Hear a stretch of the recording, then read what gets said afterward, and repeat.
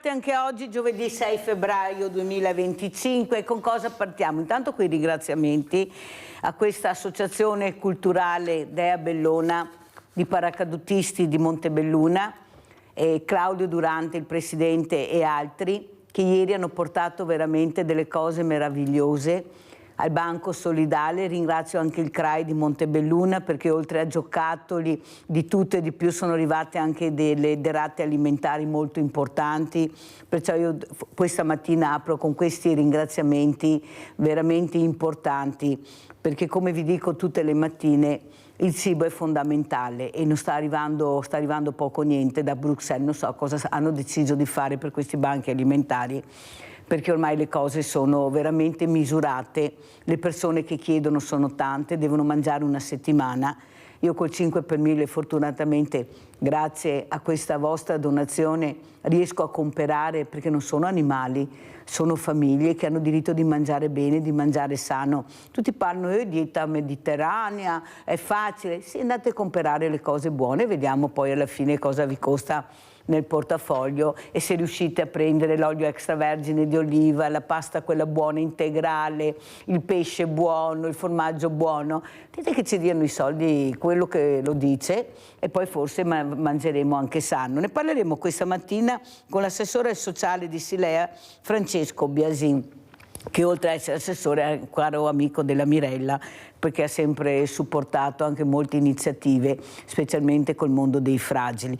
Cosa sta succedendo, assessore? Sempre più famiglie che non ce la fanno ad arrivare, sono i nuovi poveri, per i 6 milioni sono fatti di famiglie che anche lavorando non riescono veramente ad arrivare alla fine del mese e che ne pagano le conseguenze, poi sono le fragilità. Prego, assessore. Sì, è un'evoluzione che era iniziata probabilmente un po' di anni fa, e noi con Mirella poi siamo sempre in prima, grazie a Mirella siamo sempre in prima linea, però sì, adesso stiamo raggiungendo dei livelli decisamente preoccupanti. Noi lo vediamo nei singoli comuni, Silea, il mio comune è dentro anche Silea, e il bisogno sta aumentando, che è trasversale, non c'è più il caso sociale classico della persona che non ce la fa per altri 1000 motivi, ma è una cosa che parte un po' più dal basso, e questo fa preoccupare tantissimo, perché in evoluzione sta cosa poi sarà di difficile gestione. Difficile gestione anche perché le cose che chiedono sono cose importanti, ad esempio la casa. Ecco, questa casa che manca, nonostante abbiamo dei numeri incredibili di case che non sono affittate, che si potrebbero anche dare a queste persone, perché la risposta che danno è: non sono agibili. No, non è vero. Il problema è che non si fidano di affittarle a persone, specialmente agli extracomunitari, così come vengono chiamate. Qui purtroppo nel profondo nord, se hai la pelle diversa, è un bel problema. Diciamo che è un casino trovare lavoro, trovare casa, perché non si fidano, hanno paura, perché i messaggi che sono passati sono che queste persone prevalentemente sono delinquenti, spacciatori, non hanno voglia di far niente. Io non penso che sia così. Avete sentito anche il grande professor Silvio Garattini, che ho avuto l'altro giorno ospite, cosa ha detto: dobbiamo aprire le menti, abbiamo bisogno di queste persone. A Conegliano non fanno più la comunione perché non ci sono più bambini. Capite che non può funzionare così, perché se si fermano queste persone, chi lavorerà ai campi? Chi andrà a fare quei lavori cosiddetti umili, che umili non sono, sono lavori solo che sono pagati niente, per forza diventa umili. E ti paga 2 euro, 3 euro all'ora, sfido io che sono umili. E soprattutto i nostri ragazzi, quelli che fortunatamente abbiamo, che non sono andati all'estero, oppure che non abbiamo perché ancora stanno studiando, gli altri non ci sono perché non sono nati, adesso si vedono le conseguenze. Capite che è un bel problema. Cos'è che la preoccupa di più, assessore?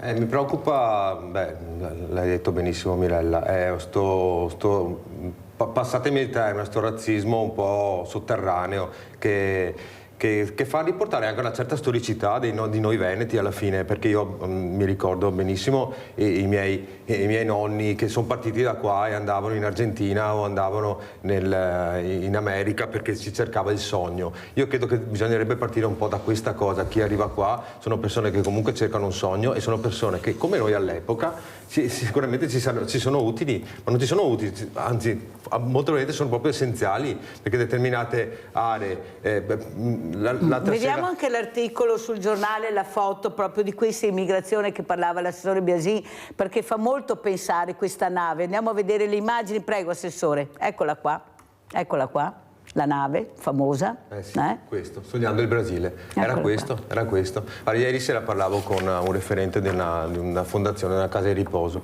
e dicevano che il dramma adesso non ci sono più ossa, non ci sono più persone disposte a seguire umanamente le altre persone. Ecco, queste sono ricchezze. Chi arriva qua può essere veramente messo cioè possono essere utili veramente, perché poi l'India, ad esempio, noi siamo pieni di ragazzi indiani che arrivano qui in Italia. Loro hanno una cultura dell'aiutare, che difficilmente noi ce la stiamo perdendo, perché i nostri ragazzi hanno altro, chiaramente, e non è colpa dei ragazzi, è che i genitori gli danno altri obiettivi, che sono quelli di fare soldi, di andare all'università, tutto regolare. La foto del bambino è tremenda ed è un colpo al cuore, e che poi il limite di tutto questo è che queste foto passano e poi noi torniamo a casa e riprendiamo il nostro tran tran con la cena e il pranzo assicurato e le case riscaldate. È un dramma e va preso in mano in maniera seria. Allora, è un dramma anche perché è un dramma non riuscire a capire che il futuro sarà di queste persone anche. Tu vai in America, vai in Inghilterra, non è che vedi solo il colore bianco, eppure là sono più evoluti, bisogna dire quello. Hanno fatto anche un presidente, Obama, che mi sembra che non fosse di pelle chiara. Il problema è che non riusciamo a capire perché non eravamo così. Cioè, io vorrei capire per lei, assessore, che differenza fa quella nave che abbiamo visto strapiena di italiani che se ne vanno cercando fortuna, e il barcone che arriva. Io vedo una grande differenza. Sul barcone ci sono persone umiliate, seviziate, picchiate, bambini che non hanno neppure i genitori, ma buttati là sperando che arrivino in qualche posto, in un porto sicuro, una vita migliore. Queste mamme che lasciano questi figli, oppure che muoiono in mare, perché loro sono convinti che le acque sono le acque con le quali loro tutti i giorni ci vivono, acque calme, tranquille. Non viene spiegato che sono altre acque, sono dei mari tempestosi, degli oceani burrascosi, e loro si affidano perché tanto pensano l'acqua non mi fa paura, perché loro non hanno paura dell'acqua, perché vivono con l'acqua, se ce l'hanno. Qual è la differenza, secondo lei, tra questa nave che abbiamo visto e questi barconi che arrivano? È bello che poi, quando ho l'opportunità di stare anche all'interno dei nostri centri anziani, eccetera, in casa di riposo, quello che viene fuori è che una volta si stava meglio. Io credo che sono ragionato sul termine "una volta si stava meglio". In realtà quel si stava meglio è che c'erano esigenze probabilmente più reali. Si veniva da un dopoguerra dove in Italia c'era bisogno di tutto, c'era bisogno di mangiare, però c'erano dei valori che erano diversi, che era quello della famiglia, e in famiglia si riusciva a riorganizzare tutto. Le famiglie erano molto grandi, queste mega case che adesso sono abbandonate in mezzo ai nostri campi. Lì c'era tutto, c'era il disabile, c'era la mamma che aveva avuto problemi, la vedova che improvvisamente... In quelle situazioni di grandi famiglie si riusciva a gestire tutto. Noi abbiamo perso quello. Noi adesso abbiamo i nostri appartamenti, abitiamo in monolocali e non riusciamo a parlare con quello che sta davanti. E l'obiettivo qual è? Non ci sono più quei valori. Adesso l'obiettivo è: c'è rimasto i soldi, le vacanze, lavorare, probabilmente prendere anche sempre di più. Perché? E non si è persa la capacità di aprire le nostre porte e accogliere l'altro. L'altro è un dono enorme, perché ci apre il cuore, in primis, è la cosa più carina. Però ci dà anche la possibilità di aprire anche la mente, perché se uno arriva da un'altra cultura, a me capita come Mirella di stare a pranzo con persone che arrivano dalle altre nazionalità, ma scopri che veramente poi l'Italia è una parte piccola di un mondo, e scopri che veramente poi si apre tutto quel mondo che noi non conosciamo e che probabilmente ci fa paura. Allora sentiamo anche il nostro Rinaldo da Venezia, che è in attesa. Ciao Rinaldo. Ciao Mirella e buongiorno al tuo ospite. Intanto voglio dirti sul mangiare, il pane una volta, dove lavoravo in fornai mi passavo per gli altri, si sentiva un profumo di pan che ti veniva fame.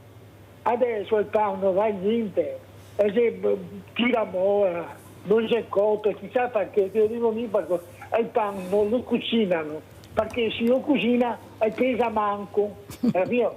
E ora io a sacco, va bene, non gli mette olio, non gli mette niente, io vende a 5 euro al chilo.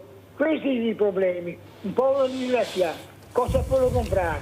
Il pane all'olio che costa 7-8 euro al chilo, è una vergogna, 8 euro, sarebbe 16.000 franchi, ti compravi una casa con chi sceglia, ti costa un chilo di pane, la gente da vergognarsi, e dopo i nostri emigranti, va bene, anche Hague che era i delinquenti, però in Brasile, nel Rio Grande do Sul, dove c'era 30 milioni discendenti dai veneti e parla ancora il veneto e fa feste venete, le nostre feste che facciamo sulle nostre sagre le fa, ma perché? Perché quando dice mai gli ha tolto acquitrini, gli ha sanificare, gli ha lavorare, dopo gli ha portato a macchina, però si è scattata la vita e adesso sta bene perché per il Brasile gli sta una risorsa i nostri emigranti, è tutta un'altra roba e ora bisogna che sappiamo chi che viene dall'Africa, nei suoi paesi non dà niente, è logico che non si può lavorare, non si può fare certe robe, perché non dà lavoro al suo paese e hanno che viene acqua, non viene niente, quando un fiasco di acqua non esiste, mi fa 10 chilometri, ma se rendiamo conto che difficoltà che ha la gente, si scappa, si sta in mondo e dice se sono fortunati dove che mangiano e ora neanche ci mettiamo in testa deve dare una mano a questa gente, è logico che sarà difficile per chi ha un'altra cultura, ma un già a volte imparerà come imparano gli altri veneti che nel mondo adesso è tutte le cenize e ora c'è che c'è buona volontà di aiutarli, ma non va bene essere gli altri soli uomini di buona volontà che in cerca di drissare, di mettere a posto queste robe. Da pensare che il governo, lo Stato, con delle leggi che aiuta veramente, non con i problemi, sì è vero, bisogna fare. Grazie Rinaldo, vado avanti. Ciao, perché devo far vedere anche diversi video, ti ringrazio della telefonata, sempre presente nel pezzo. Allora intanto vorrei sfatare questa frase che sento spesso, non sanno far niente. Non è assolutamente vero. Non sanno adoperare i nostri attrezzi, no, non sanno lavorare, anzi, molti sanno lavorare la terra meglio dei nostri, perché questa è la verità. Però il messaggio che è passato, ha sentito assessore, non sa far niente. Non è vero, non è vero. Ecco, è questo che fa male.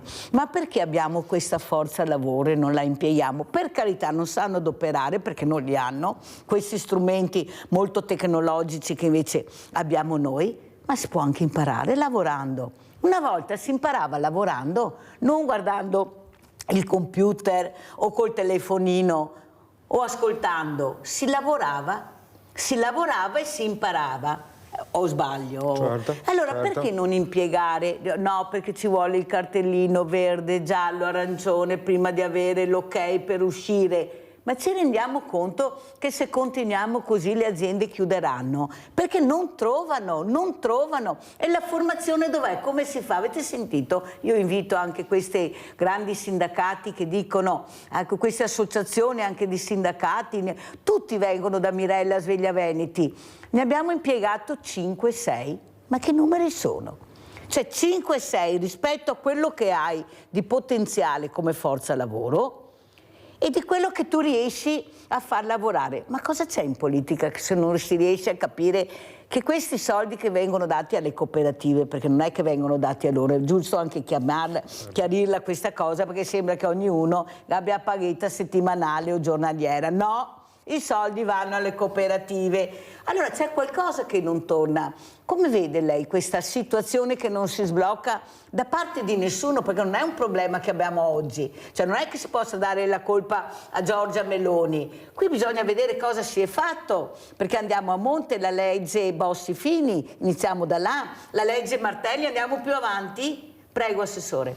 Sì, allora qui probabilmente manca veramente l'obiettivo a lungo termine, come diciamo noi del sociale. Cioè se noi guardiamo continuamente al domani non ne veniamo fuori, sta gente, già il termine gente parte sempre da un pregiudizio, da un giudizio che viene dato prima di avere l'idea di cosa fare. Venendo qui, in tutta quanta le strade, cioè cercasi tornitore, lo vedo ovunque, cercasi tornitore. Sti lavori qua devono sicuramente trovare qualcuno, il meccanico, i muratori.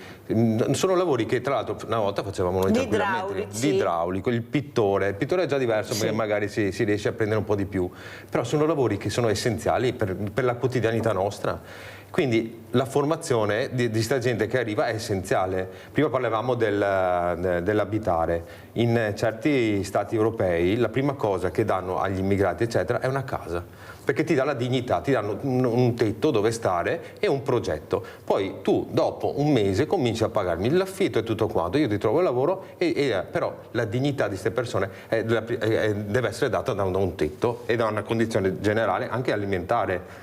Se tu gli dai la casa e da mangiare in maniera seria, come diceva prima Mirella, quindi non è che dobbiamo buttarla del cibo perché sono gente che mangia di tutto, e dopo devi dargli la formazione. Sono dei ragazzi giovanissimi che poi li vedi il sabato e la domenica buttati nei nostri centri perché poi gli manca l'integrazione a questa gente. Io credo che, e non voglio giustificare determinati atti che poi vengono fatti, non voglio neanche essere troppo buonista perché poi c'è questo e quello. Però sono persone che sono sole, loro si ritrovano fra di loro e non c'è l'integrazione, perché è chiaro che poi ti arrabbi col mondo. Ciò non toglie che ci sono determinate situazioni che vanno comunque controllate in maniera diversa. Vanno controllate, però c'è da capire quanto ci impiegheranno a capire che così si ferma il paese, perché veramente guardate che sono molto preoccupanti, iniziano a lavorare i cinquantenni, ci sarà un motivo se l'occupazione cresce col cinquantenne, quello che trova anche il lavoro, che ha anche una certa formazione, perché non credo che tutti quanti siano così proprio preparati per qualsiasi lavoro. Il problema è che devi sapere anche cosa fare. Allora, siccome abbiamo parlato di anziani, abbiamo parlato di solitudine, la Mirella li chiama diversamente giovani, andiamo a vedere invece a Silea proprio questi diversamente giovani, cosa hanno detto, cosa ha fatto anche il Francesco Biasin, l'assessore, assieme ad altri. Andiamo a vedere anziani soli Silea.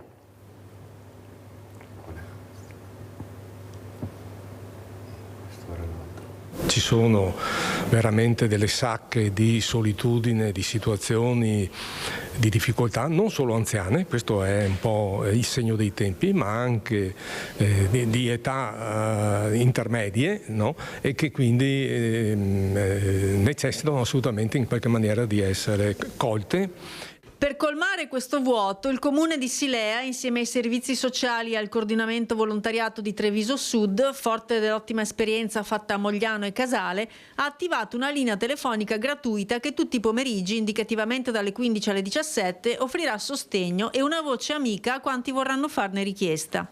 Una sinergia nata durante i tempi del Covid, quando i volontari avevano intercettato il bisogno enorme di contatto nelle persone. Le persone sole sono moltissime, esistevano le grandi famiglie, i nuclei piuttosto numerosi, ora le persone sono sole, a casa si trovano sempre da sole, non hanno più il nipotino, il figlio vicino, anche se hanno figli, i figli lavorano comunque lontani, hanno figli che lavorano a Londra, hanno il figlio che lavora a Milano e non abbiamo più quelle piccole, quelle famiglie dove comunque tutti tornavano alla sera, si ritrovavano, no? Alla sera sono soli. Noi l'abbiamo sentito moltissimo quando c'è stato l'inizio del Covid. Le persone ci chiamavano per un farmaco, perché consegnavamo le spese e non ci lasciavano più al telefono. Il Comune metterà a disposizione 1.000 euro, un telefono, la formazione per i volontari e anche una saletta per incontri personali qualora ce ne fosse bisogno. Noi auspichiamo veramente che questo sia un progetto che entri in ogni casa, perché poi il rischio è che abbiamo un sacco di numeri di telefono che però rimangono lì sopra le nostre scrivanie, le nostre camere.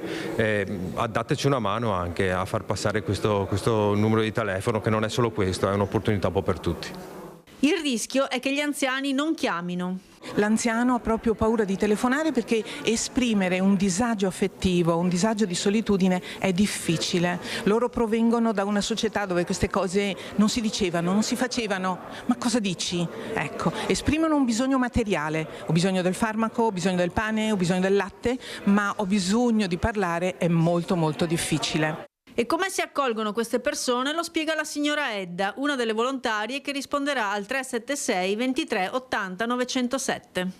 Lasciare che ci raccontino quello che vogliono, quello che hanno piacere di tirar fuori e cercare di essergli vicini, questo sì, di essere empatici con loro. Abbiamo in linea Maurizio da Conserve. Ciao Maurizio. Ciao Mirella e buongiorno anche al tuo ospite. Allora, io vorrei spezzare una lancia su questo discorso dell'immigrazione. Allora, io lo so Mirella che non bisogna fare distinzione dall'uno all'altro, allora anche dalla parte nostra ci sono i cattivi e anche dalla parte di questi migranti che vengono qua ci sono i cattivi, ok? Ecco, bene, che cosa voglio dire con questo discorso?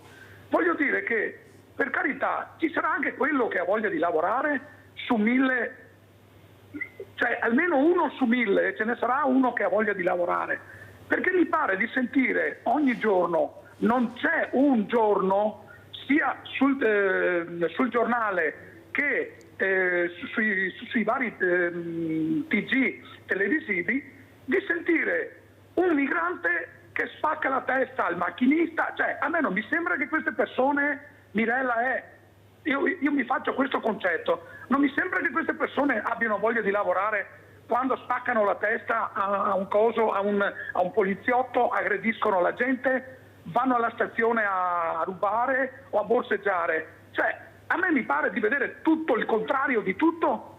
Ci sarà anche quello, sì, per carità, che si integra, che ha voglia di fare, ma è una minoranza quella. Questo è il discorso. Cioè, è gente questa qua che secondo me parte o scappa, ok, per andare nei paesi a fare cose che nel loro paese non faranno mai. Questo è il mio punto di vista, perché sennò non si spiega. Ecco Mirella, ecco questo voglio dire. Ecco, scusatemi se ho detto questo, però io sto vedendo cose un po' assurde. Ecco, tutto qua. Vi auguro una buona giornata e attendo risposte dall'assessore. Grazie ecco. Maurizio, Ciao, prego assessore. Beh, questa è l'opinione comune, cioè, è da qua secondo me bisogna cominciare a ragionare, perché poi se ci fermiamo a questo, dove gli immigrati spaccano la testa a tutti, probabilmente non ne veniamo mai fuori. In realtà da qui, ripeto, dobbiamo cominciare a ragionare, ma anche in maniera seria. Prima parlavo di una politica di immigrazione che deve essere inclusiva. Per me è essenziale, chi arriva in Italia, uno deve essere sicuramente controllato, deve essere garantita che sia una persona sana, che sia corretta, che non abbia dei precedenti, come avviene in Australia, in altri paesi. Basta a volte prendere determinati esempi e portarli qui. E dopo, però, in Australia ad esempio lo fanno, parte una seria politica di inclusione della persona, che vuol dire gli dai una casa, gli dai un lavoro e gli dai un tempo per integrarsi. Questo è essenziale, però finché ci fermiamo, credetemi, al fatto che, al pregiudizio che queste persone che arrivano qua ci spaccano la testa, non ne verremo veramente mai fuori. Intanto stiamo parlando di persone e quindi anche qua poi gli epiteti che si parlano sono veramente tanti. Di solito c'è la seconda generazione, le varie nazionalità, e non ve le cito perché tanto le sappiamo tutte quali sono. Bisogna andare oltre. Mirella prima ha detto siamo a un punto D, siamo al punto D, perché poi il futuro dell'Italia non è solo il futuro dell'Italia, è il futuro dell'Europa, è il futuro un po' del mondo. Difendere i confini va bene fin là, va bene difendere i confini. A casa tutti quanti noi la sera chiudiamo la chiave perché abbiamo diritto di avere il nostro posto sicuro dove stare ed essere certi con la nostra famiglia. Però al mattino apriamo le porte, a volte anche con coraggio, però andiamo incontro all'altro in maniera veramente anche, non dico con quel buonismo, non voglio essere buonista su queste cose, però serve una politica immigratoria e di ricezione di queste persone che sia fatta in maniera corretta. Allora Maurizio, io vorrei anche che mi dessero i numeri di quante persone sono arrivate e quante persone sono in prigione o hanno commesso reati. Perché è facile dire quelli che arrivano, è una frase che non accetto comunque Maurizio, partono per venire a delinquere perché in questo paese si può fare tutto. Forse ti confondi con le bande dell'Est. Non sono quelli coi barconi, sono le bande dell'Est che hanno paura di fermare, che nessuno li ferma, che mettono a fuoco e fiamme i paesi, se ne tornano a casa dopo un'ora e mezza nel silenzio totale. Perché questi fanno paura perché hanno le armi, questi hanno i mitra quando arrivano, hanno i Kalashnikov, non hanno i sacchettini come abbiamo visto anche sulla nave che va su e giù. Vedi Maurizio, io so la tua sofferenza e la fatica che hai fatto per cercare di integrarti, però tu pensa se fossi stato uno di loro, che non avessi conosciuto magari la Mirella che ti ha fatto parlare col sindaco, che ha cercato di darti una mano, perché anche tu eri con le spalle al muro, però avevi un punto di riferimento. E loro dove vanno il punto di riferimento? Che arrivano senza niente e trovano veramente una rabbia che si sentono esclusi. Voi credete che tutti quei ragazzini di colore che sono così rabbiosi lo facciano tanto per fare, oppure non avete mai pensato che dentro di loro c'è una rabbia perché si sentono esclusi? Vivono una realtà diversa, quella che è a casa loro, quella che poi trovano fuori. Avete mai pensato? Prova a pensarci Maurizio. Sentiamo la nostra Nadia. Guarda che avevo detto all'assessore del problema che hai, comunque diglielo tu se c'è ancora dei vigili del fuoco che hanno lasciato appunto su questo ponte questi salvagenti, ma non si sa se sono a Treviso o a Silea perché non sanno neanche loro. Prego Nadia. Ciao Mirella, buongiorno a tutti i tuoi ospiti. Niente, quelli che avevano lasciato là i vigili sono stati tolti proprio ieri. Grazie Mirella. Sono arrivato giusto. Vai Nadia. E erano sotto Silea. E facevano fatica a capire, Vabbè, andiamo. Dopo volevo dire, era vicino al ponticello di cemento. Tra te e me muoviamo il mondo. Niente, volevo chiedere all'assessore, visto che è sul sociale, mio marito ha l'invalidità per demenza senile. Premetto che sono nel comune di Treviso, proprio ai confini, che vorrei tanto venire a abitare a Silea. Sono nata a Silea e perché da Treviso non ho niente.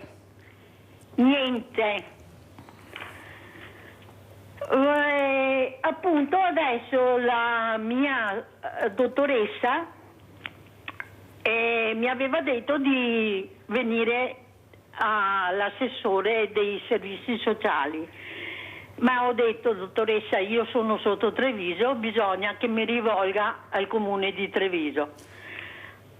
Mi ha fatto la richiesta della SAPAD, che non so cosa sia, è stata richiesta anche da una visita dalla dottoressa geriatrica e sono andata a un CAF. Non sanno neanche cosa voglia dire questa richiesta e non so dove rivolgermi. Mi può dare un Ma tu credi indirizzo? che io l'abbia invitato a caso Francesco Biasin questa mattina? Siccome che Nadia Grazie, arrivederci e buona giornata. Ciao Nadia. Infatti dicevo a Nadia che non ho invitato Francesco Biasin, l'assessore al sociale del comune di Silea a caso, perché Nadia aveva fatto questa telefonata. E allora ho detto iniziamo a fare i passaggi, anche per far capire come funziona, no? Certo. Allora ho detto tu scegli un sindacato, vai un CAF, vai con le carte che hai a vedere cosa ti aspetta, perché esatto, dovrebbero saperlo e dovrebbero indirizzarti, dopodiché facciamo un altro passaggio.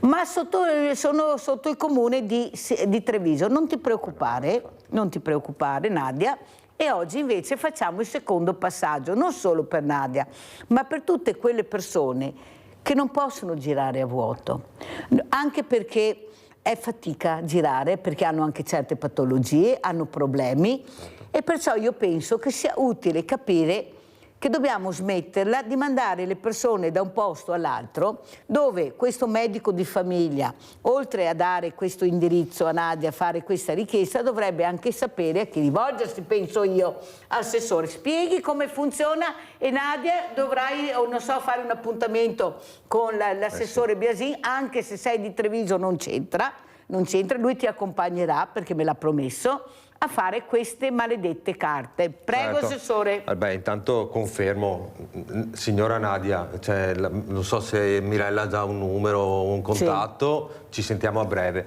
Poi la fortuna è che Treviso, Silea e tutti quanti i comuni fanno parte di un ambito sociosanitario, per cui non c'è problema se uno da Treviso viene a Silea, come può capitare che qualcuno di Silea vada a Treviso, per cui assolutamente. L'invalidità di demenza dà determinati diritti, è molto lungo e complessa la cosa, per cui c'è bisogno chiaramente dei nostri tecnici, del nostro assistente sociale, che le spiegherà veramente tutto quanto, dettagliatamente, quanti diritti ha e cosa potete chiedere e come potete essere aiutati, perché il concetto è quello, cioè uno che ha un'invalidità non è che si becca un premio, si becca purtroppo un'invalidità, quindi vuol dire che ha determinati diritti, non a caso. Per cui assolutamente io poi mi prendo il numero e ci vediamo direttamente dall'assistente sociale.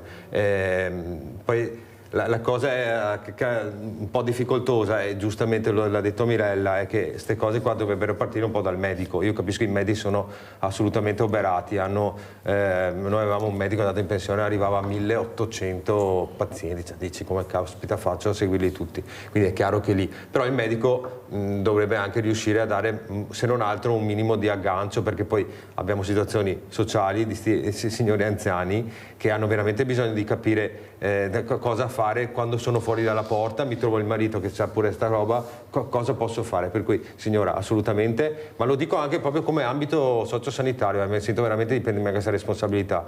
Non abbiate paura di bussare un altro campanello, se siete a Treviso, cioè 2 secondi si trovano sempre, i nostri tecnici sono bravi, gli assistenti sociali idem, secondo me veramente tutti i comuni poi hanno la fortuna di avere queste persone molto formate, per cui ci vediamo lì direttamente e vediamo quello che c'è da fare. Allora, avete capito, quando avete dei problemi non aver paura di dire ma sono in questo comune, non so perché, no, dovete bussare, dopo sarà il comune o i servizi sociali che vi diranno signora questo non è una cosa che compete a noi, però bussate, certo. Come chiamate la Mirella? Bussate. Io a Nadia l'ho promessa, perché Nadia sta attraversando un periodo particolare anche di salute, perciò va assolutamente aiutata e supportata, perché lei è anche brava, è una guerriera, tanto è vero che riceve i complimenti anche quando va a fare le visite, perché lei è così, però va supportata, non c'è niente da fare, perciò te l'avevo promesso e il secondo step l'abbiamo fatto e spero che sia quello definitivo, perché non si possono fare 10 step. No. Ecco, già 2 per me sono tanti, perché dovrebbe già dal primo colpo avere la risposta di dove andare con questa carta e a chi rivolgersi. Siccome non è successo, adesso succederà. Pubblicità fa anche rima.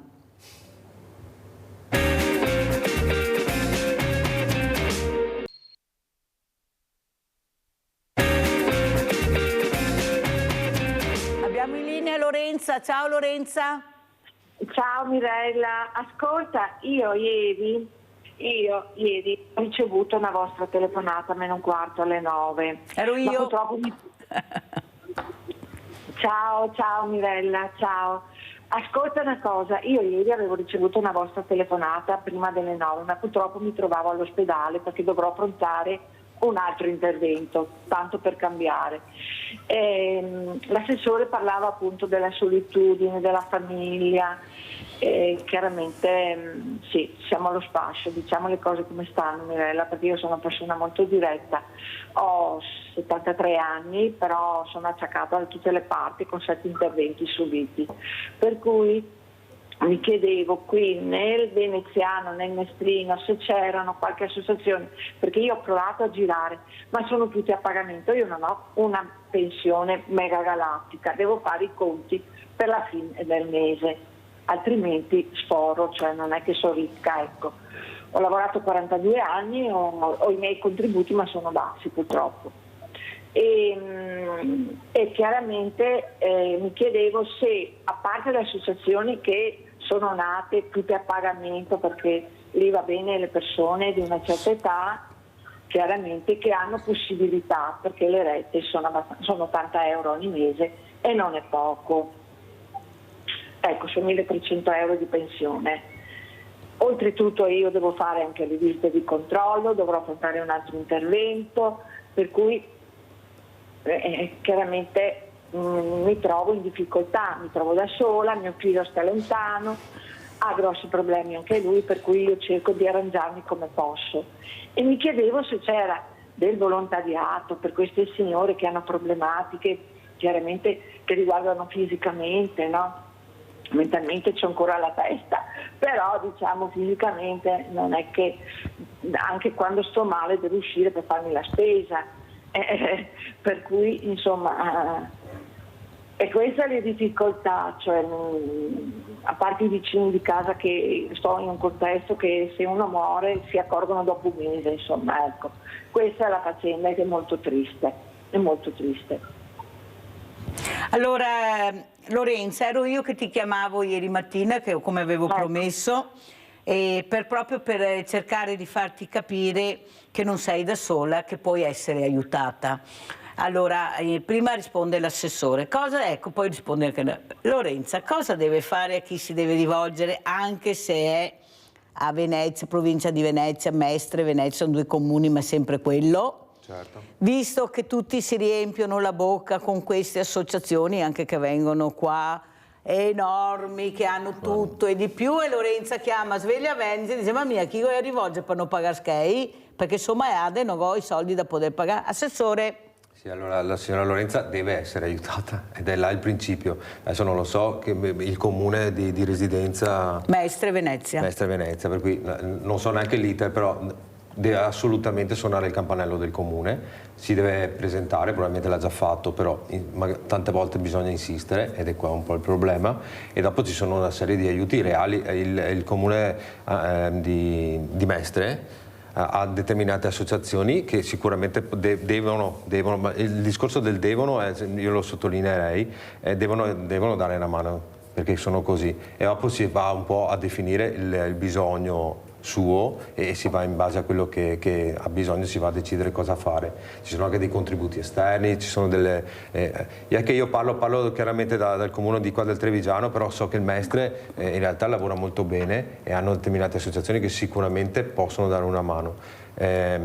L'assistente sociale qui deve dare una mano. Io faccio anche un nome, tu rivolgiti all'Auser, ad esempio, certo. Che ecco, quello era quello che volevo dare a Lorenza ieri mattina, che è una delle più importanti associazioni di volontariato gratuito, dove hanno i mezzi anche di trasporto, hanno questi pulmini che possono andare a prendere Lorenza a casa. Ma vede, Assessore, non è Mirella che dovrebbe fare questo, anche se lo faccio più che volentieri, perché lo faccio e basta. Il problema è che qualcuno dovrebbe aiutare, perché Lorenza va anche all'ospedale, e anche l'ospedale, quei servizi sociali che ancora ci sono, mi sembra non è che siano stati tolti, dovrebbe indicare a Lorenza chi potrebbe aiutarla, perché come dice lei ci sono delle associazioni all'interno degli ospedali che fanno questo, ma non si conoscono, non sanno.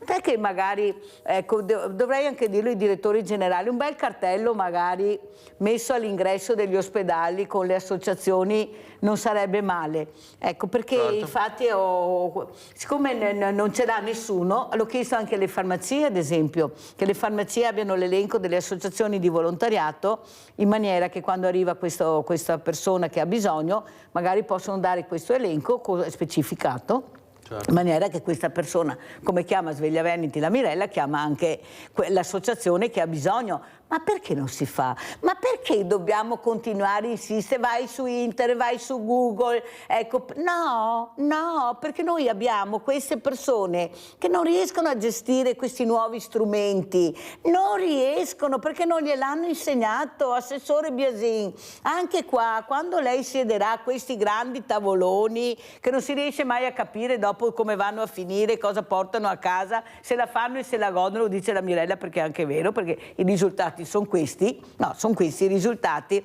a dire che magari non sarebbe male ritornare un cartaceo dove serve, visto che il cartaceo ne buttiamo via sempre tanto che non serve e continuano, di fare un cartaceo che serve, no?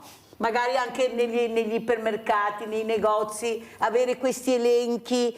Una volta ti davano anche i calendarietti, adesso non ti dà più niente, magari un elenco delle associazioni, perché abbiamo una popolazione che sta diventando sempre più diversamente giovane, anche con patologie, e dobbiamo aiutarli. Assessore Biasin, lei fa parte di un tavolo importante, molto importante anche con l'ULSS. Dobbiamo portare avanti questi temi, non possiamo sempre mettere la polvere sotto il tappeto e adesso ci sono i bulli, che sarà anche 100 bulli, ma che sia anche migliaia di persone diversamente giovani che hanno bisogno di ascolto, no solo che sti 4 ragazzini che nessuno vuole fermare, che ci sarebbe la possibilità anche di fermarli. Guardiamo anche queste realtà e diamo visibilità a queste. Cosa dice assessore Biasin? Mirella, hai toccato guarda, adesso stiamo preparando a Silea la carta dei servizi, un giornalino che arriva a casa con tutto quanto l'elenco dei servizi da fare, e ci siamo arrivati, lo ammetto anch'io, ci siamo arrivati adesso a capire queste cose,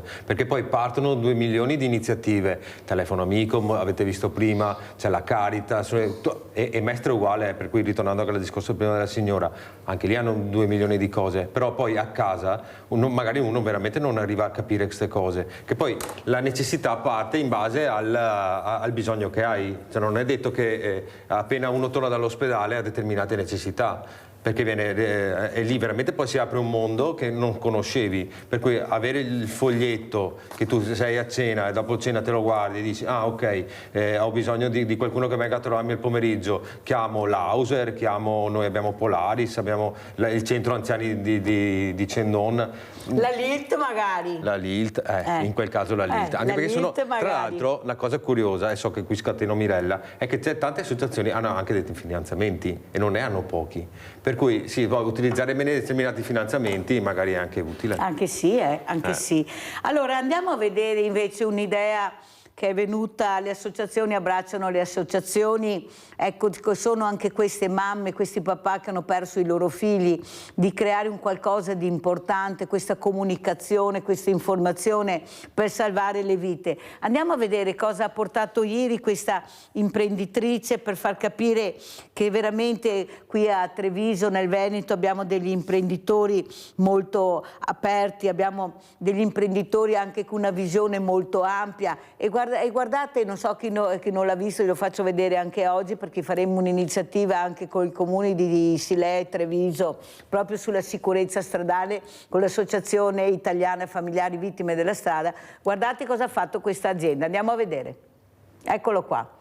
Guardate le immagini, guardi assessore, questo airbag è un materasso che si sgancia dalla macchina prima del contatto con questo corpo contundente, che può essere un palo della luce o un albero, in maniera che l'autista e le persone che sono all'interno delle macchine non abbiano dei traumi incredibili. Guardi cosa hanno inventato.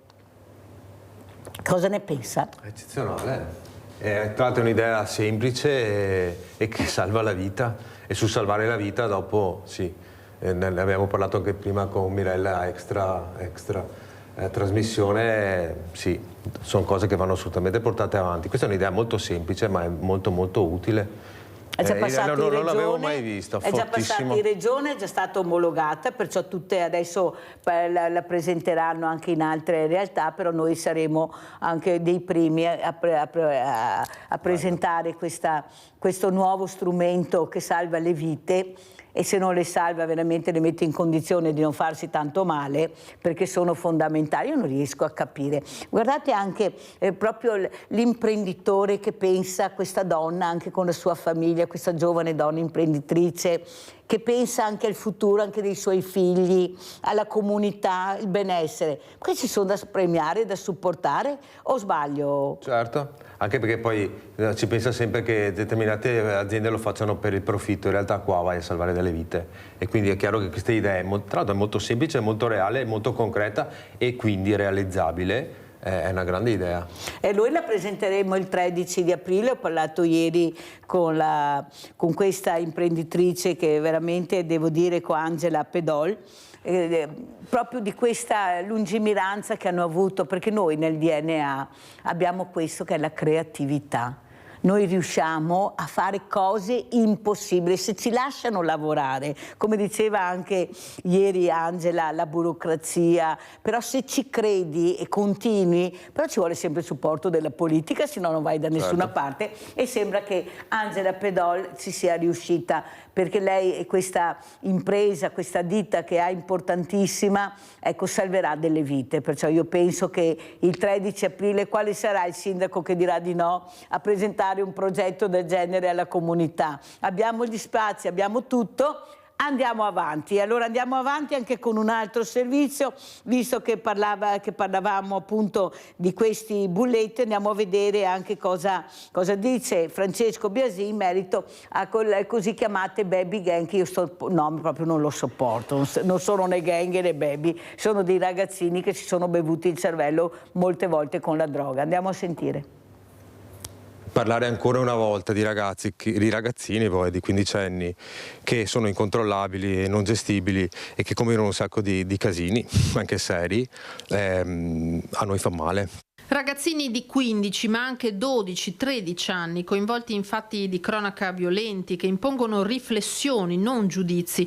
Un'escalation, quella vissuta nella settimana di Ferragosto a Silea, fino all'arresto del giovanissimo che sta inanellando qui e nei comuni vicini aggressioni, danneggiamenti, scontri con le forze dell'ordine. Il meccanismo è saltato, dice l'assessore al sociale, che di mestiere fa l'educatore professionale dell'ULSS 2 e che con i ragazzi lavora da sempre. Serve assolutamente una riflessione generale, servono strumenti nuovi. Per anni funzionavano i centri giovani, si lavorava in strada, sono cambiati i ragazzi, è cambiato l'uso di sostanze, è cambiato i social, li hanno cambiati, non lo so, è cambiato completamente tutto e servono risposte completamente nuove. La prevenzione ma anche il contenimento dei soggetti difficili senza arrivare al carcere. Anche le stesse comunità per minori devono essere riviste, qui arriviamo con situazioni di comunità dove in realtà i ragazzi ci stanno un giorno, ci stanno un paio d'ore e poi fuggono. Dietro al disagio, uso di sostanze stupefacenti, psicofarmaci, solitudine, difficoltà di inserimento, di integrazione. Tutto questo, se non viene gestito in maniera organica e seria, diventa una bomba sociale ed è quello il problema. E stiamo parlando di ragazzini di 14-15 anni. La rete c'è ma non funziona, non, conclude Biasin, con le solite regole applicate finora nei confronti dei ragazzi. E loro sono in balia di se stessi oppure di un gruppo che tra l'altro diventa devastante, perché poi la reperibilità delle sostanze è ovunque, basta andare in autobus e si trovano le pastiglie, per cui veramente è questo il grave. Allora sentiamo anche come commenta Francesco Biasini, assessore sociale, questi ragazzini che si sono bevuti il cervello, ma non per colpa sua, perché dietro c'è il nemico con la droga a nastro, strappini, alcol a manette. Avete sentito ieri quelle due ragazzine veramente che sono entrate in coma etilico perché hanno bevuto vodka a nastro, perché adesso c'è questa moda di bere proprio a sfinimento finché rischiano la vita. Cioè io non riesco a capire cosa sta succedendo e soprattutto chi dovrebbe fermare, perché la famiglia, ma se non c'è la famiglia, perché è là il problema grande. Se io non ho la fortuna di avere dei genitori tosti che mi hanno dato delle regole, cioè che hanno capito l'importanza di essere genitore, da chi vado? Chi mi ferma? Sì, allora intanto no baby gang, l'abbiamo detto, basta queste baby gang, cioè, perché poi veramente il rischio di mettere dentro un catalogo fisso determinati problemi. Come la stella dello sceriffo, essere chiamati così, Adesso noi vediamo in giro questi ragazzini col coltello in tasca, ormai gli chiediamo, sono fieri di questa cosa, perché poi sanno che hanno tutto il risvolto sociale, quindi se tu hai 15-16 anni e fai parte a livello, e tra l'altro la gente comincia a avere paura, per cui se tu giri, cioè 16 anni e vedi l'anziano che è vicino con te in autobus, che ha paura, ma questi gli dai veramente un sacco di potere, che non ha senso. Qui sono ragazzini che hanno determinati problemi, perché si vede, e ci sono anche determinati motivi su questo. Sicuramente l'uso smodato di droghe e quant'altro è alla base. È la base veramente, per cui se tu hai 16 anni e ti prendi determinate sostanze grosse è chiaro che l'azione è devastante. Sono cambiate anche le droghe, perché ne parlavamo anche in un viaggio fatto a San Patrignano. Non ci sono più le droghe di una volta, è chiaro che la marijuana ti dava determinati effetti e faceva parte probabilmente, non va giustificata assolutamente, però c'era una certa filosofia di libertà e quant'altro. Qui abbiamo droghe chimiche che ti devastano, perché abbiamo ragazzini sconnessi, cioè completamente sconnessi, che non hanno la percezione della realtà e quindi sono completamente in balia Dica, del assessore, a tutto. quel ragazzino che ha affermato perché si era accorto che era fuori di testa, cosa gli ha detto? Io adesso Adesso mi connetterò. Quindi sono ragazzini che stanno tutto il giorno per telefonino, per cui la vita per loro è un gioco. E non è una frase fatta, la vita per loro è un gioco. Cioè mi faccio la ricarica, sì. mi ricarico come il Tranquilla. cellulare, Sì, ragionano così, sì. Mi ricarico, non ti preoccupare, adesso mi ricarico. Adesso mi metto, mi ricarico, poi torno me stesso, come se non è realtà per loro.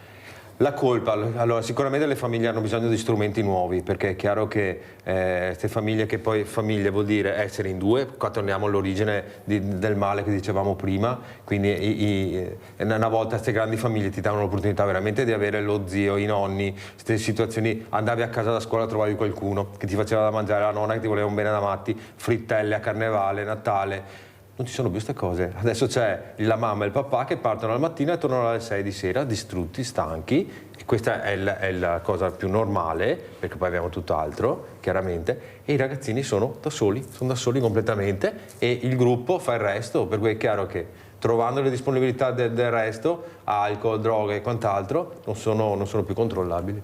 Pubblicità.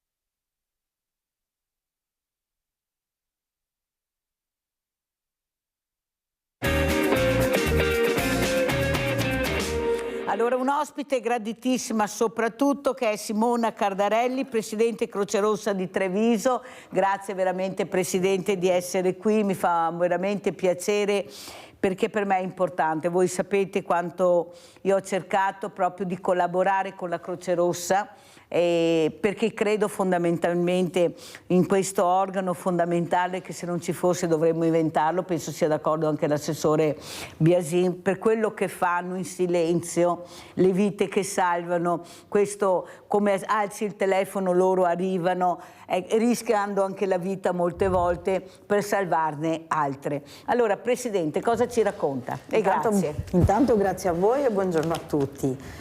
Prendo spunto da queste parole bellissime che lei ha detto, proprio perché l'aiuto e essere disponibili per gli altri, ovviamente lennendo le sofferenze a 360 gradi trasversalmente, è quella che è la nostra mission. Però prima di iniziare voglio io ringraziare lei e tanti altri in questo momento lei rappresenta, ma anche tante persone che durante il periodo del Covid ci sono stati veramente molto vicino, e quindi per via non solo delle donazioni ma anche della vicinanza che c'è stata da parte sua, dottoressa, il Comitato Nazionale, lo farò in diretta, il Comitato Nazionale ha preparato per lei un attestato di ringraziamento che mi fa piacere consegnarle, del nostro Presidente nazionale, e quindi io non so come ringraziarla. No, siamo noi che ringraziamo voi. Ma veramente lo faccio vedere, ecco, mi commuove, perché sapete che i premi sono molto importanti nel mondo del volontariato. Io questo premio lo prendo, però non è dato solo a Mirella, è dato a tutti i volontari, a tutte quelle persone che tutti i giorni cercano di aiutare le fragilità. Ecco, questo è un premio condiviso con tutti i miei volontari, che sono tanti, che tutti i giorni, compresa anche questa mattina, sono là, che cercano veramente di dare risposte alle fragilità. È un premio graditissimo e la ringrazio. Sono 2 i premi ai quali sono molto legata. Primo è il Cavaliere della Repubblica, sono Cavaliere della Repubblica, non per le pedate nel sedere, ma per i meriti, perché bisogna anche dirlo, no? Non sapevo neanche, però è anche giusto dirlo, che ogni tanto ci si accorge del mondo del volontariato, e anche quella volta a Palazzo dei 300 il premio l'ho dedicato, ho detto non è Mirella, sono tutti i volontari che aiutano Mirella che partecipano a questo premio, anche se lo date a me.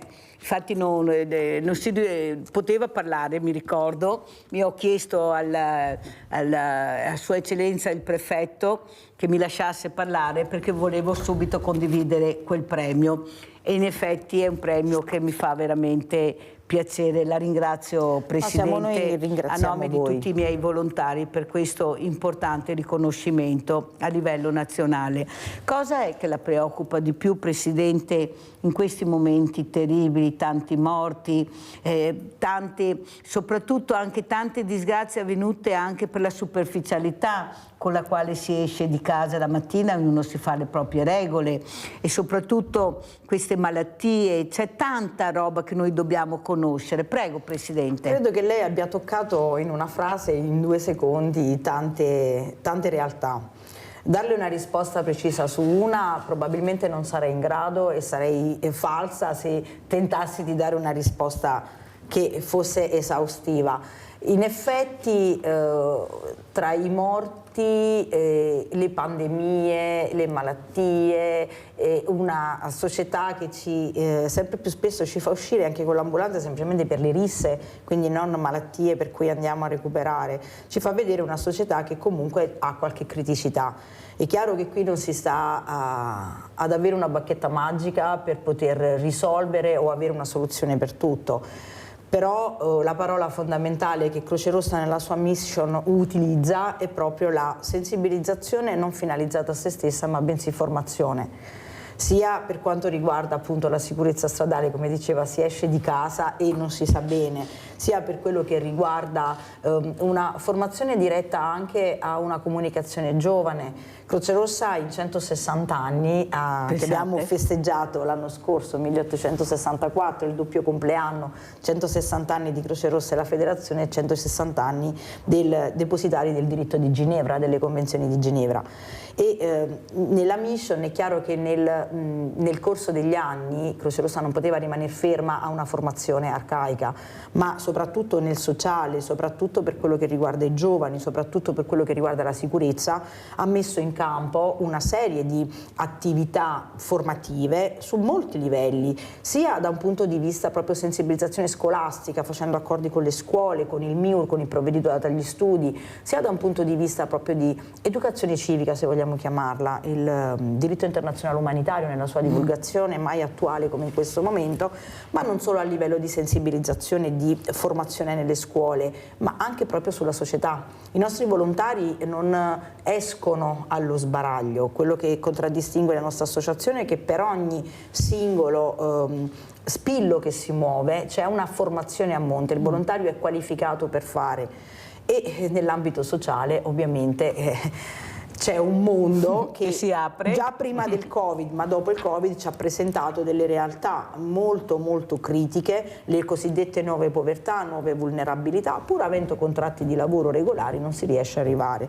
e quindi Croce Rossa dove si colloca? Si colloca in una formula trasversale di inclusione. Infatti l'obiettivo strategico di riferimento del sociale si chiama proprio inclusione sociale, sia attraverso le progettazioni, sia attraverso la coprogettazione anche con i comuni e anche con l'aiuto concreto, perché possiamo parlare di tante, ma di fatto poi l'aiuto è quello concreto, quindi la distribuzione dei pacchi alimentari direttamente alle persone che vengono a prendersele direttamente sulle nostre sedi.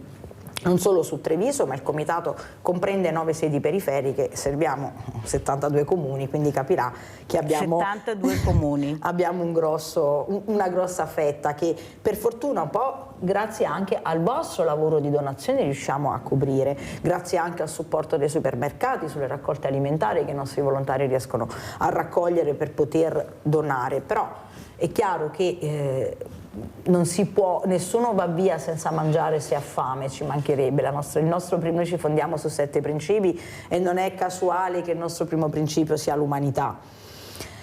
Ma se si dà solo e non si mettono in campo dei progetti e delle soluzioni, parliamo di assistenzialismo.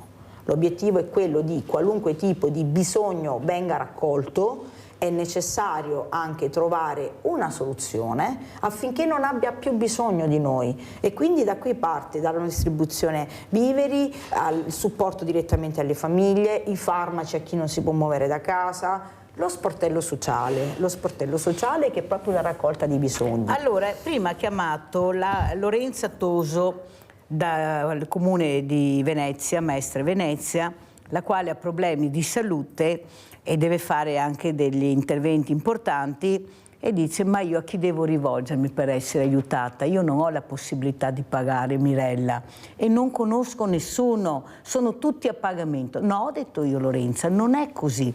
Tu devi avere, e grazie qui all'assessore Francesco Biasin, ha dato l'ok appunto per informare. Ecco, noi abbiamo fatto anche un altro nome, anche l'Auser ad esempio. Ecco, cosa vorrebbe dire Lorenza, Presidente, a Lorenza che la sta ascoltando? Allora, ciao Lorenza, non ho seguito precedentemente il suo intervento, però mi pare insomma che sia una realtà piuttosto comune.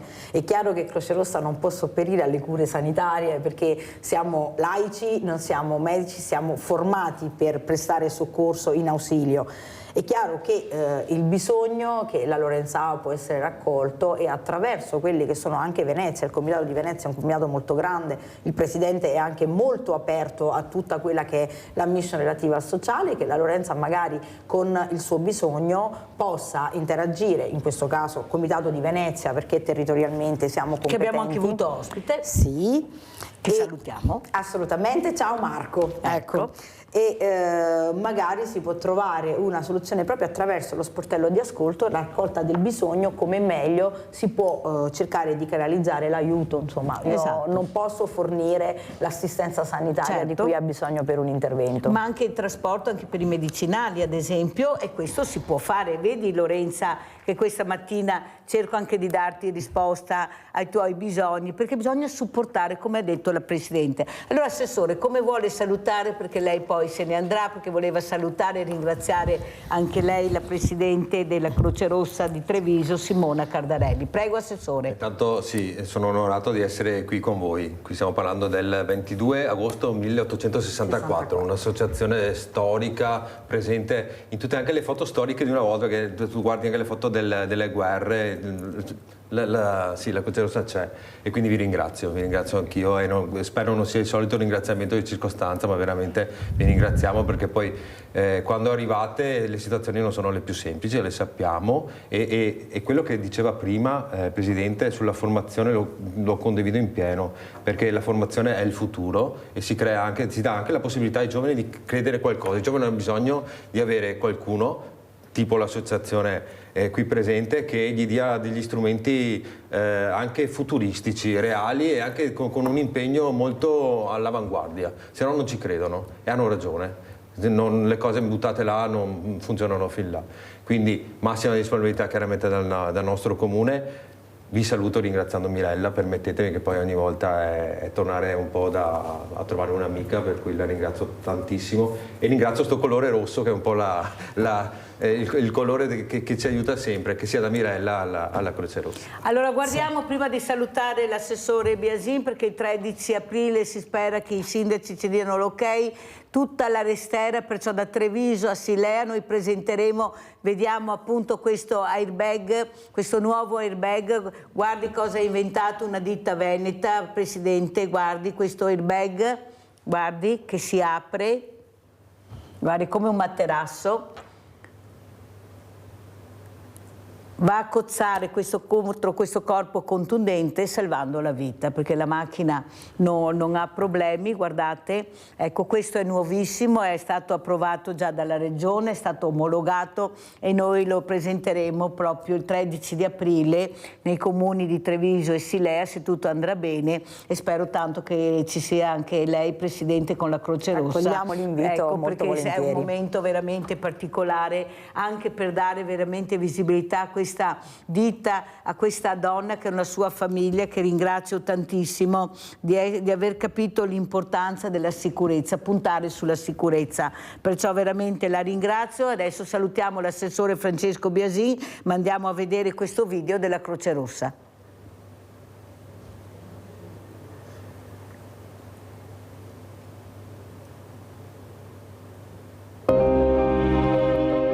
C'è un simbolo che è vivo dal 1864, un emblema che ha il valore dell'umanità e ieri come oggi muove uomini e donne a tendere la mano verso gli altri, che ha il valore dell'universalità e spinge i nostri 150.000 volontari a prestare soccorso e conforto in ogni angolo del mondo. Il valore dei nostri 7 principi, da sempre guida e faro delle nostre azioni. Noi siamo parte della storia d'Italia. Noi siamo la Croce Rossa Italiana. Da 160 anni ovunque, per chiunque.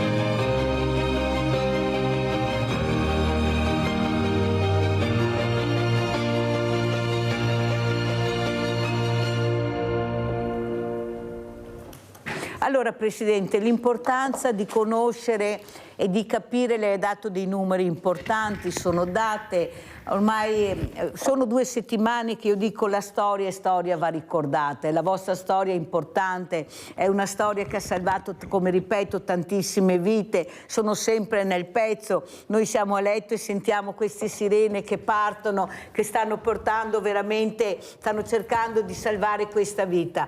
Cos'è la preparazione, ecco, anche per un ragazzo? Perché io ho visto che una delle poche associazioni di volontariato che come voi siete, avete i giovani, perché siete riusciti a intrigarli, diventano protagonisti facendo il servizio che voi gli insegnate. Prego, Presidente. Ma non solo abbiamo i giovani, per quello che riguarda Croce Rossa è un'associazione, ma facciamo parte di una federazione, siamo presenti in 192 paesi, abbiamo una federazione internazionale, quindi e le regole e lo statuto e i principi sono uguali per tutti, ecco perché la nostra storia è importante e ci accomuna tutti. Ma per quello che riguarda i giovani, e mi fa piacere che abbia introdotto questo argomento, dottoressa, perché non solo sono presenti giovani che possono avere accesso a Croce Rossa come corso base, quindi corso proprio di accesso per diventare volontario dai 14 anni, ma oltre tutto il grande mondo di Croce Rossa, i giovani hanno, diciamo, un'area, un obiettivo riservato che con l'Agenda 2030 anche del governo non si chiama più strategia dei giovani, ma si chiama strategia verso la gioventù. Questo tipo di cambiamento è proprio il cambiamento dei giovani nella società, con una strategia e una formazione specifica per i giovani fino ai 32 anni, poi anche per noi, però proprio i punti che vengono toccati sono quelli dell'agenda governativa, quindi dei cambiamenti climatici, le malattie sessualmente trasmissibili, la guida sicura, il bullismo, le dipendenze, hanno la sensibilizzazione alla salute, quindi anche nelle scuole, perché la comunicazione, per quando noi siamo bravi o possiamo essere bravi a comunicare, la peer education, la comunicazione alla pari tra loro è uno scudo devastante per loro, perché questa comunicazione fatta da loro verso gli altri che hanno la loro età è veramente una porta che si spalanca. E tra l'altro i percorsi che hanno anche i giovani sono formati singolarmente per tutti questi obiettivi, per tutte queste mission, quindi non solo nelle scuole, ma anche per esempio ci chiedono sempre più spesso anche per esempio gli scout di poter avere questo legame, e noi siamo molto felici di lavorare con tutte quelle che sono anche le criticità dei giovani, che poi fondamentalmente, mi permetta di dirlo e mi prendo la responsabilità di quello che dico, sembra dire che questi giovani non hanno voglia di far niente e quant'altro. Onestamente io le dico che non serve motivarli questi giovani, basta non demotivarli, dobbiamo dargli strumenti, e Croce Rossa attraverso proprio la strategia, anche perché hanno anche la cooperazione internazionale, i giovani oggi conoscono le lingue rispetto a noi prima, conoscono i sistemi informatici molto meno di noi, sono nativi digitali come sono stati chiamati e hanno delle risorse incredibili, ma hanno soltanto, e Croce Rossa ha saputo tirarle fuori, devo dire, perché anche proprio il comitato di Treviso ha un gruppo di giovani che è veramente nutrito, anzi mi lasci spendere un'altra piccola parola sui giovani. Dopo finito il corso base noi abbiamo all'interno una trasversalità incredibile per quello che riguarda, ci vorrebbero veramente giornate per raccontare, però le do questo spunto.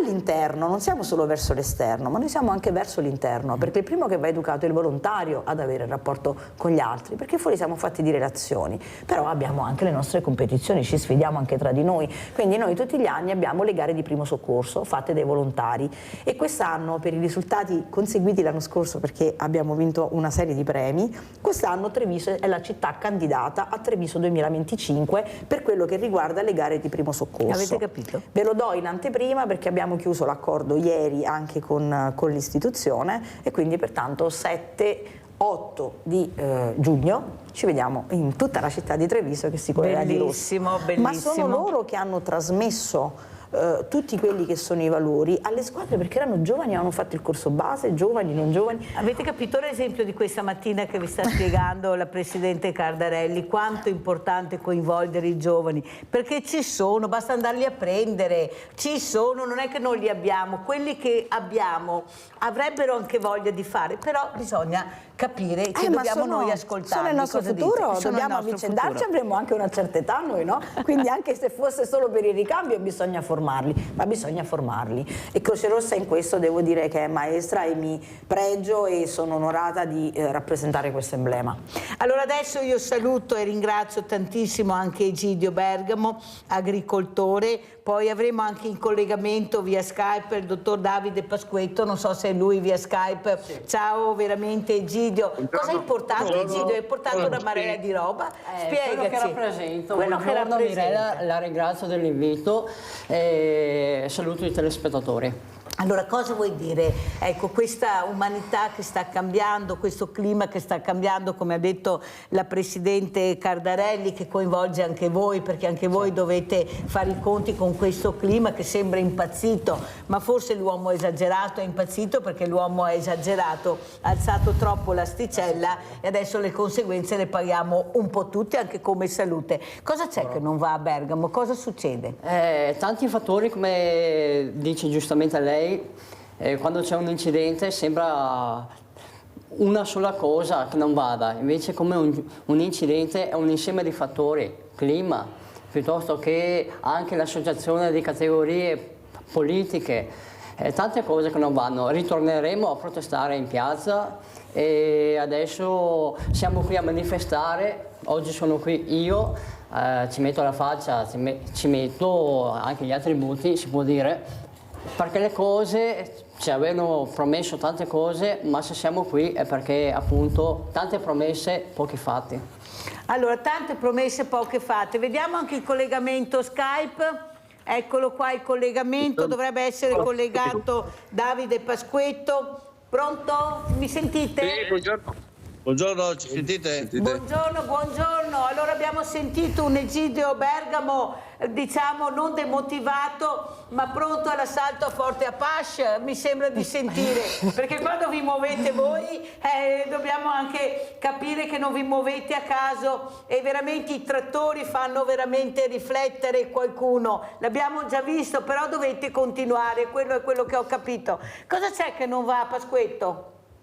Beh, dall'anno scorso le cose non sono cambiate, anzi sono peggiorate, parlando a proposito di clima, che comunque l'anno scorso ci ha causato non pochi danni sulle culture, la troppa pioggia, poca produzione, il prezzo ribassato del grano e tutti gli altri prodotti.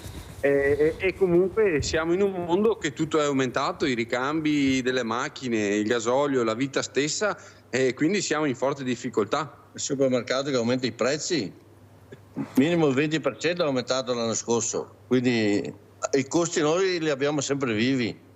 Noi aspettiamo un anno i soldi dai nostri clienti, vogliamo comprare le macchine, dopo 3 mesi dobbiamo pagare, dopo 2 mesi o un mese dobbiamo pagare, e noi aspettiamo un anno i soldi e se ci li danno anche.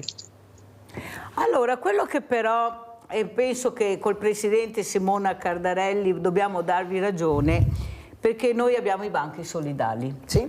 Abbiamo questi empori solidali dove arrivano queste famiglie che anche se lavorano in 2 non ce la fanno ad arrivare a fine mese. Io dico sempre che dovrebbero premiarvi per il lavoro che fate, perché voi a casa forse non vi rendete conto la vita che fanno gli agricoltori, il sacrificio, il sudore. Ecco, le giornate libere quante sono, Egidio? Zero. No, è meglio che lo diciamo, perché forse qualcuno... Un'azienda zootecnica, zero.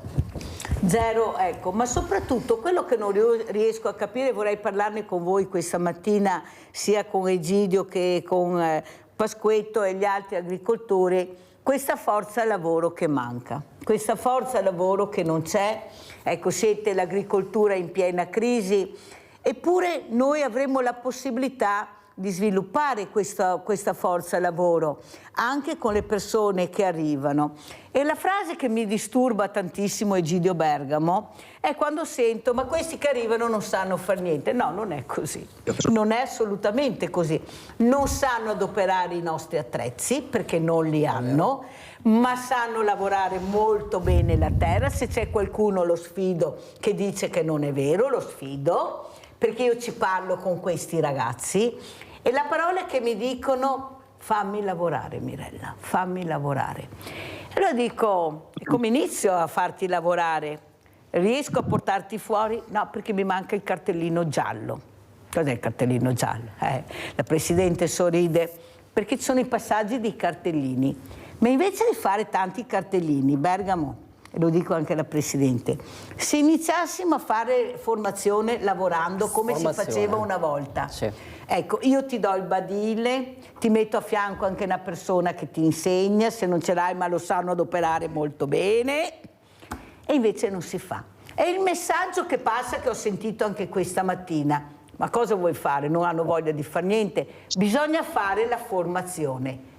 Ma questi stanno prendendo in giro chi, Bergamo? Sì, voi accettereste questi ragazzi a lavorare, che non sono tutti delinquenti, vero Presidente? Ci sono anche bravissime persone, ragazzi con dei fisici eccezionali che non possono star fermi 24 ore su 24 a non far niente. Egidio. Come giustamente dice lei, Mirella, poi anche alla base di tutto c'è il salariale. Se viene a mancare questo, purtroppo la gente è demoralizzata. Allora ecco, anche con il reddito di cittadinanza conviene alla gente non lavorare più. Qui voglio dire, politiche sbagliate alla base. Ma non pensi che se forse questo reddito di cittadinanza, che ce l'hanno tutti i paesi, fosse stato gestito dai sindaci che sanno chi ha bisogno? Perché mi sembra che il reddito di cittadinanza, che aveva firmato anche la Lega, comprendeva il lavoro. Io ti do, però tu lavori. Poi è caduto il governo ed è caduto tutto. Pasquetto, non sarebbe ora di iniziare a far lavorare queste persone che arrivano, voi che avete bisogno di forza lavoro, ecco, anche aiutarvi, supportandovi anche economicamente, perché noi siamo stufi di vedere soldi che vanno da tante parti, non nella parte giusta, e siete voi, perché se voi non lavorate, se voi non seminate e raccogliete, noi cosa mangeremo in futuro? Prego, Pasquetto. Il problema è far lavorare la gente che arriva così, che percepisce un reddito di cittadinanza. Bisogna metterli in regola, bisogna comunque formarli, insegnarli a lavorare. Non so se sia la soluzione al problema che abbiamo in questo momento in agricoltura, insomma. Ma invece di parlarcela tra di noi, Pasquetto, non sarebbe ora di provare, magari se si sbaglia si torna indietro, ma iniziare a provare a vedere i risultati? Perché con tutti i tavoli che sono stati fatti mi sembra che i risultati non ci sono, lo vedete voi, che dovete protestare ancora perché tante promesse ma non è arrivato niente. Cioè non è che potete resistere chissà quanto tempo. Prego Pasquetto. Il nostro presidente del ministro Lollobrigida l'anno scorso alla Fiera di Verona ci ha illuso, ci ha detto tante cose, però finito quello che abbiamo fatto non ha mantenuto niente. Questo è il problema, se non abbiamo nessuno davanti che mi ci dà una mano, l'associazione categoria che ci porta avanti, chi mi dà una mano a noi? Esatto. Questo è il problema. Esatto. Ma l'agricoltura di oggi è agricoltura specializzata, non si può pensare di mettere una persona vai zappa, non esiste più. L'agricoltura di oggi è molto evoluta, cioè abbiamo bisogno di specializzazione a noi, cioè, non si rendono conto i prodotti di qualità, marchi di qualità, è il fiore all'occhiello dell'Italia, le stiamo distruggendo. Si è bloccata la connessione? Sì. Aspetta che riprendiamo. Ma io non sono mica convinta che tutti questi ragazzi non sappiano lavorare. Presidente, cosa dice lei? Beh, io preliminarmente non entro nel merito della discussione politica proprio per l'associazione che rappresento, che non è apolitica e non appartiene a noi. Quindi io l'unica cosa che posso dire è che la formazione, come ho detto prima, per noi è fondamentale. Anche l'educazione e la partecipazione alla formazione, proprio perché il coinvolgimento dei giovani negli interessi di quello che è il tessuto, sia per quello che mi riguarda dell'associazione, ma per il tessuto sociale in cui vivono, può dare vita a una piena conoscenza di quello che si vuole fare. Quindi una partecipazione attiva, sì, d'accordo alla formazione, eroghiamola. Se c'è ecco, lei faceva l'esempio del badile, mi permetto, senza avere forse molta voce in capitolo al riguardo, ma il badile, ok, sappiamo come si usa, no, insegniamoglielo. Forse magari andando più su una partecipazione attiva della formazione. Ora io non so come funzionate, però la raccolta, questo per noi sarebbe una raccolta di bisogno. Una raccolta di bisogno che va canalizzata, magari se si uniscono anche le forze possiamo essere tutti delle risorse. Nel momento in cui noi per esempio raccogliamo un bisogno, ora non parlo nello specifico perché non sarei competente neanche a magari direi delle corbellerie, però nel momento in cui uno sportello sociale come il nostro raccoglie un bisogno, bisogna mettere in rete, tanto la prima cosa che vogliono è il lavoro, lo sappiamo che c'è, l'inclusione lavorativa è diventata ormai anche un'innovazione per quello che riguarda la progettazione, cioè sono un progetto che dovrebbe scadere tra l'altro oggi proprio della regione sull'invecchiamento precoce, proprio che ha a che fare anche con a quel punto la rete anche con il territorio, che possa avere anche uno scambio, io ti formo volontariato d'impresa, magari che è molto importante. Ecco, se andiamo un po' sull'innovazione forse magari qualcosa riusciamo a smuovere, però è inutile parlare di tavoli e di rete quando poi ognuno rimane nel suo. Dobbiamo parlare la stessa lingua per poter canalizzare queste forze e dare la formazione mirata o anche la risposta al bisogno mirata a chi chiede. Anche perché, Egidio Bergamo, nei nostri campi, l'abbiamo visto anche in questa settimana, questi lavoratori in nero lavorano, cioè sono nei campi, inutile che ce la giriamo. Ma perché succede questo? Perché e ti ho invitato apposta perché succede questo. Perché non si è bene remunerati alla base di tutto questo. Quello che ho detto io, no? Esatto. Allora, non è da dire che bisogna per forza che tu sai anche guidare subito questi trattori di ultima generazione, questi nuovi macchinari. Noi li vediamo anche sui campi, queste persone che raccolgono, che mungono le mucche, perché li vediamo i servizi. Cioè il fatto anche di questo mondo, non solo quel mondo che io ho bisogno di persone formate, giustamente come hanno detto Pasquetto e gli altri. È un'altra parte quella, ma come ha detto la Presidente Cardarelli ci arriviamo un po' alla volta, ci arriviamo iniziando a lavorare come per andare all'università devi iniziare dalla prima elementare e poi arrivi all'università. Non è che arrivi all'università e puoi imparare tutto. No. Cosa dici, Egidio? Io inviterei un politico anche nella mia azienda a dire le cose oltre che non vanno. Perché non vanno? Perché non vogliono farle andare bene. Sono d'accordo. Sono d'accordo. Ragazzi. Questo è il sistema è una che cosa va bene. mirata, Questo è il che sistema. vogliono fare andare male. Sentiamo Pasquetto, cosa dice Pasquetto? Iniziamo dalla prima elementare a iniziare a vedere come fare, a fare dei tavoli veramente come dite voi che portino a un risultato, che veramente riescano a capire i problemi che avete e come iniziare a risolverli, perché sennò se sono tavoli che se la godono e se la fanno ma rimaniamo sempre qua, che poi bisogna scendere nelle piazze per farsi ascoltare, siamo fermi completamente, promesse, adesso in campagna elettorale sono tutti che promettono, che danno subito, l'importante è che tu mi dai il voto, no, l'importante è che tu riesca a capire quello che mi serve subito, che non posso più aspettare. Prego. E allora io direi questo, al di là del tavolo, per quanto riguarda la formazione è basilare, perché le aziende di oggi, come ho detto prima, sono molto evolute, cioè l'azienda agricola ha seguito i tempi. Adesso che problemi ha l'azienda agricola? Si parla di nero, ma stanno esagerando, ma certe aziende sono costrette perché i costi di produzione sono talmente alti che se paghi la manodopera a livelli corretti è difficile sostenere perché il mercato poi non supporta il prodotto che tu fai. Ma io direi anche un altro discorso, le aziende agricole per arrivare ad essere efficienti e coerenti col mercato devono avere supporto finanziario che oggi non c'è, va bene, supporto tecnico come abbiamo detto, e capire che il lavoro dell'agricoltura non è un lavoro di 8 ore a periodi che sono eccessivi per quanto riguarda orari e periodi in cui ci sono delle basse produzioni. Quindi deve essere molto equilibrato il fattore fra manodopera specializzata e lavoro dei campi.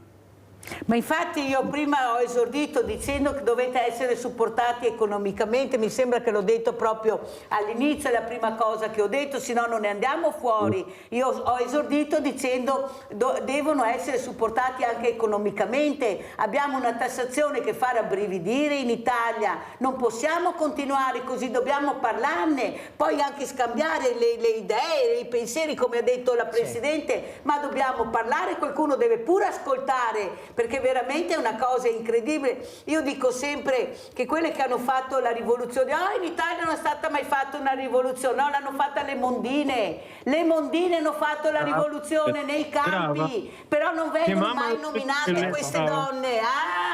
La Mirella le nomina, non è vero, sono state le donne che lavoravano nei campi a fare la rivoluzione. Nicola da Bovolenta, vai Nicola. Buongiorno, pronto, buongiorno a tutti. Buongiorno. Buongiorno, saluto i miei colleghi che vedo qua, Davide, Roberto e anche gli altri signori e anche diciamo Egidio Bergamo e li ringrazio che sono là per noi, insomma, ecco. Quello che dicono loro è molto esatto. Il problema, come dice lei, di inserire diciamo la gente nel nostro settore, secondo me negli ottaggi sì, ma nelle macchine video come si fa che si devono formare, come dicono anche loro, Niente che già noi siamo incazzati.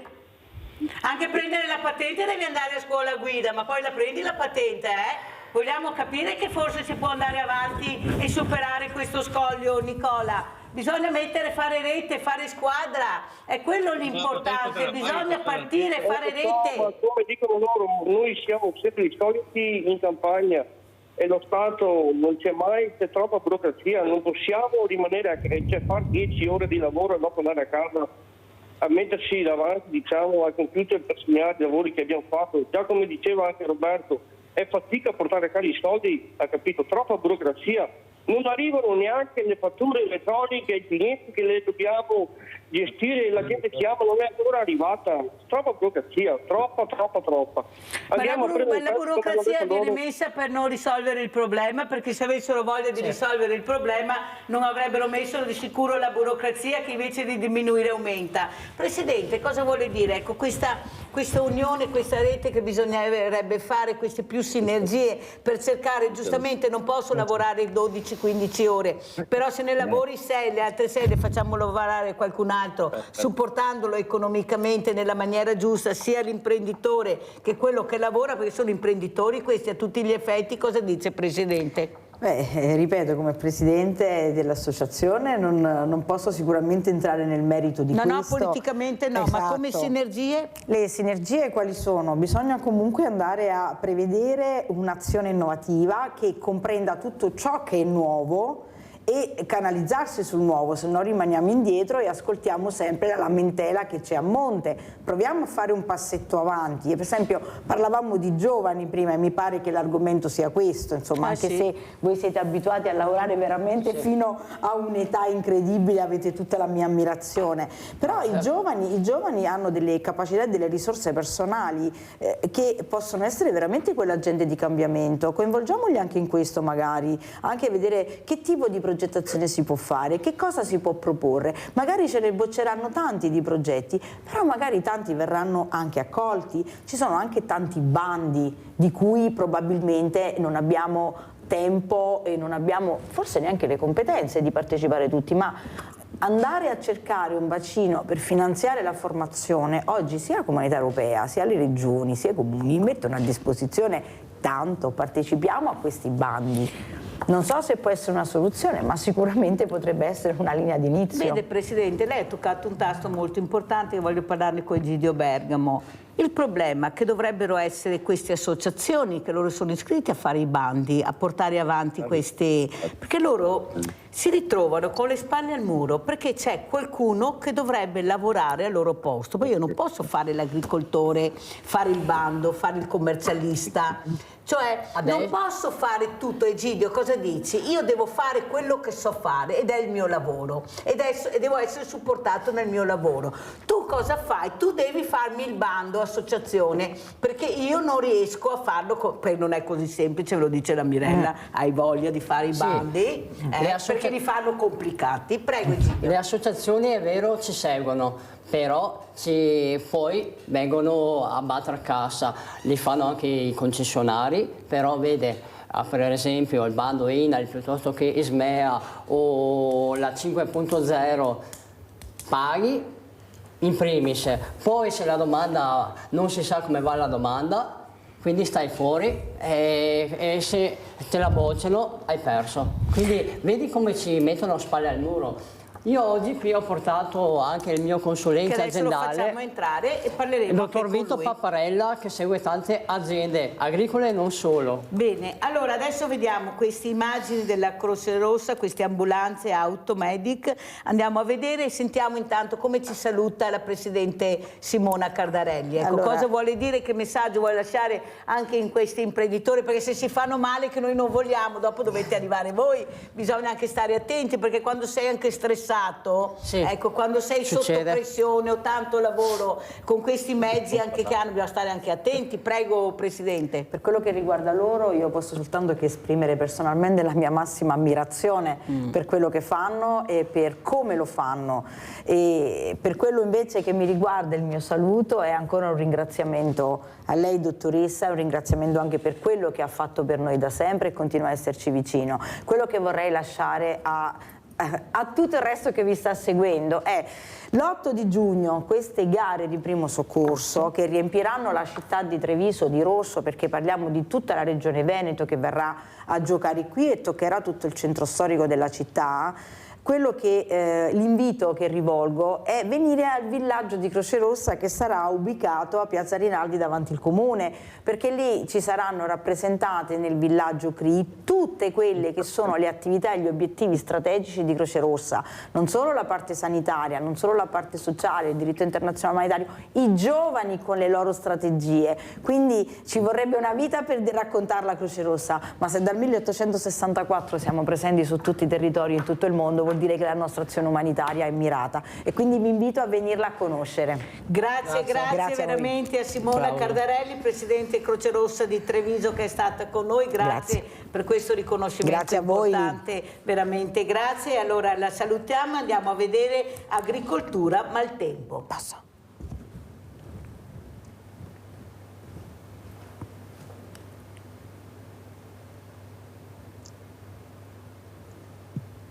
Sono spot pubblicitario. Ora più piogge torrenziali, ora siccità prolungata, campi completamente allagati, campi completamente aridi. In entrambi i casi un'agonia, una sofferenza per le terre che gli agricoltori cercano con sempre più difficoltà di coltivare. Ecco che mai come oggi, per cercare di contrastare gli effetti nefasti del cambiamento climatico, diventa fondamentale un lavoro di programmazione, valutazione, contenimento e controllo. È un appello che fanno soprattutto negli ultimi tempi gli addetti ai lavori, a cominciare da Coldiretti. E spesso si sente dire voi agricoltori vi lamentate perché quando piove, quando è secco perché è secco, ma questo però è anche sintomo del fatto di un cambiamento che sta avvenendo a livello climatico e che ci dà una responsabilità per quel che riguarda anche la gestione delle acque, che da qui in avanti penso che sarà un tema sempre più rilevante in futuro, soprattutto per il futuro di noi agricoltori. E siamo sempre al fianco di quel che riguarda le opere che metteranno in sicurezza non solo l'agricoltura, ma anche quel che riguarda poi il cittadino comune che si vede magari lo scantinato allagato o la fabbrica alla quale purtroppo magari in caso di inondazione macchinari da milioni di euro possono subire dei danni. Diventa fondamentale un ragionamento di squadra nella gestione idrica,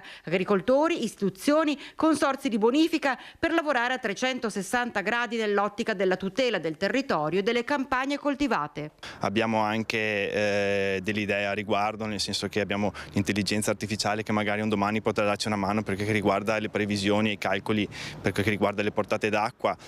C'è questo benedetto piano di medio invasi non impattanti da fare sul territorio che, come si diceva, devono accumulare l'acqua quando ce n'è troppa per poi distribuirla nei periodi di secca. Ecco, queste sono tutte opere che porteranno a uno sviluppo dell'agricoltura, anche perché bisogna ricordare che l'agricoltore ha un ruolo sociale nel territorio e un ruolo anche economico, non solo fine al proprio prodotto, ma, come si diceva prima, anche alle altre categorie economiche come artigiani, industriali e commercianti. Allora, prima di presentare un nuovo gradito ospite abbiamo Anna da Scorzè. Veloce Anna, ciao. Buongiorno, ciao Mirella. Ascolta, amico, ci sarà poco, perciò non so di che argomento state parlando. Ma siccome che ho visto che anche all'ambulanza parlate di medici. Abbiamo parlato anche di medici. Perché io non ho aperto prima la televisione. E ora mi volevo domandare, stamattina ho sentito fresca su una mattina, 5 mattina, appunto di medici di base, che è un disastro. Perché il medico mio di base che devo aspettare con l'appuntamento, devo aspettare 15-20 giorni per avere, non che mi visita, perché non mi visita mai, ma anche per andare a parlare personalmente, perché un conto è che ti ordini una ricetta e ti manda in farmacia, e un conto uno che era a una certa età anche aveva bisogno di parlare, guardarsi negli occhi e sentire il medico, perché mi do delle patologie che sia abbastanza Anna, guarda, adesso sembra che si sono accorti che mancano questi medici, che devono essere più presenti, c'è qualcosa che si sta muovendo con l'assunzione dei medici anche nel pubblico, non solo nel privato. Adesso vedremo cosa succederà, perché in effetti i medici mancano, non c'è niente da fare. Aprono le grandi strutture, ma se dentro non c'è il medico io non so cosa ne facciamo di queste grandi, chi se ne frega del letto d'oro se non ho un bravo medico che mi cura. Tiente il letto d'oro, dammo del ferro, però con bravo medico. Grazie Anna, aspetta e spera, cosa vuoi che ti dica? Allora, adesso io presento invece una persona graditissima, che è il dottor Vito Papparella, che sa invece di quello che abbiamo parlato, dei problemi che ci sono, tasse, burocrazia, lavoro sempre più difficile. Prego. Ecco, intanto ringrazio la signora Mirella di questa ospitalità, Bergamo Egidio e altre società che seguo, di portare voce a questo, diciamo, per gli agricoltori liberi veneti, che ci sono problematiche trasversali. Ci sono problematiche trasversali in tanti settori in Italia, per motivi di tempo chiaramente non sto qui a elencarli. Uno dei quali più presente qual è? Quello che veramente la preoccupa? Beh, agricoltura in primo modo, assolutamente, perché alla fine abbiamo bisogno anche per mangiare egoisticamente, quindi senza agricoltura possiamo stare anche senza macchine, ma penso che senza come mangiare... ho detto io, se voi non seminate e raccogliete, noi altri cosa mangiamo? Esatto, cioè, questa è la cosa primaria, e soprattutto un'agricoltura sana, un'agricoltura diciamo italiana, controllata, non un'agricoltura falsata. Con le glifosate. Ecco, adesso non voglio fare nomi, ma insomma, o che vengono da altri paesi, diciamo, dell'est o di là, diciamo, dell'Atlantico.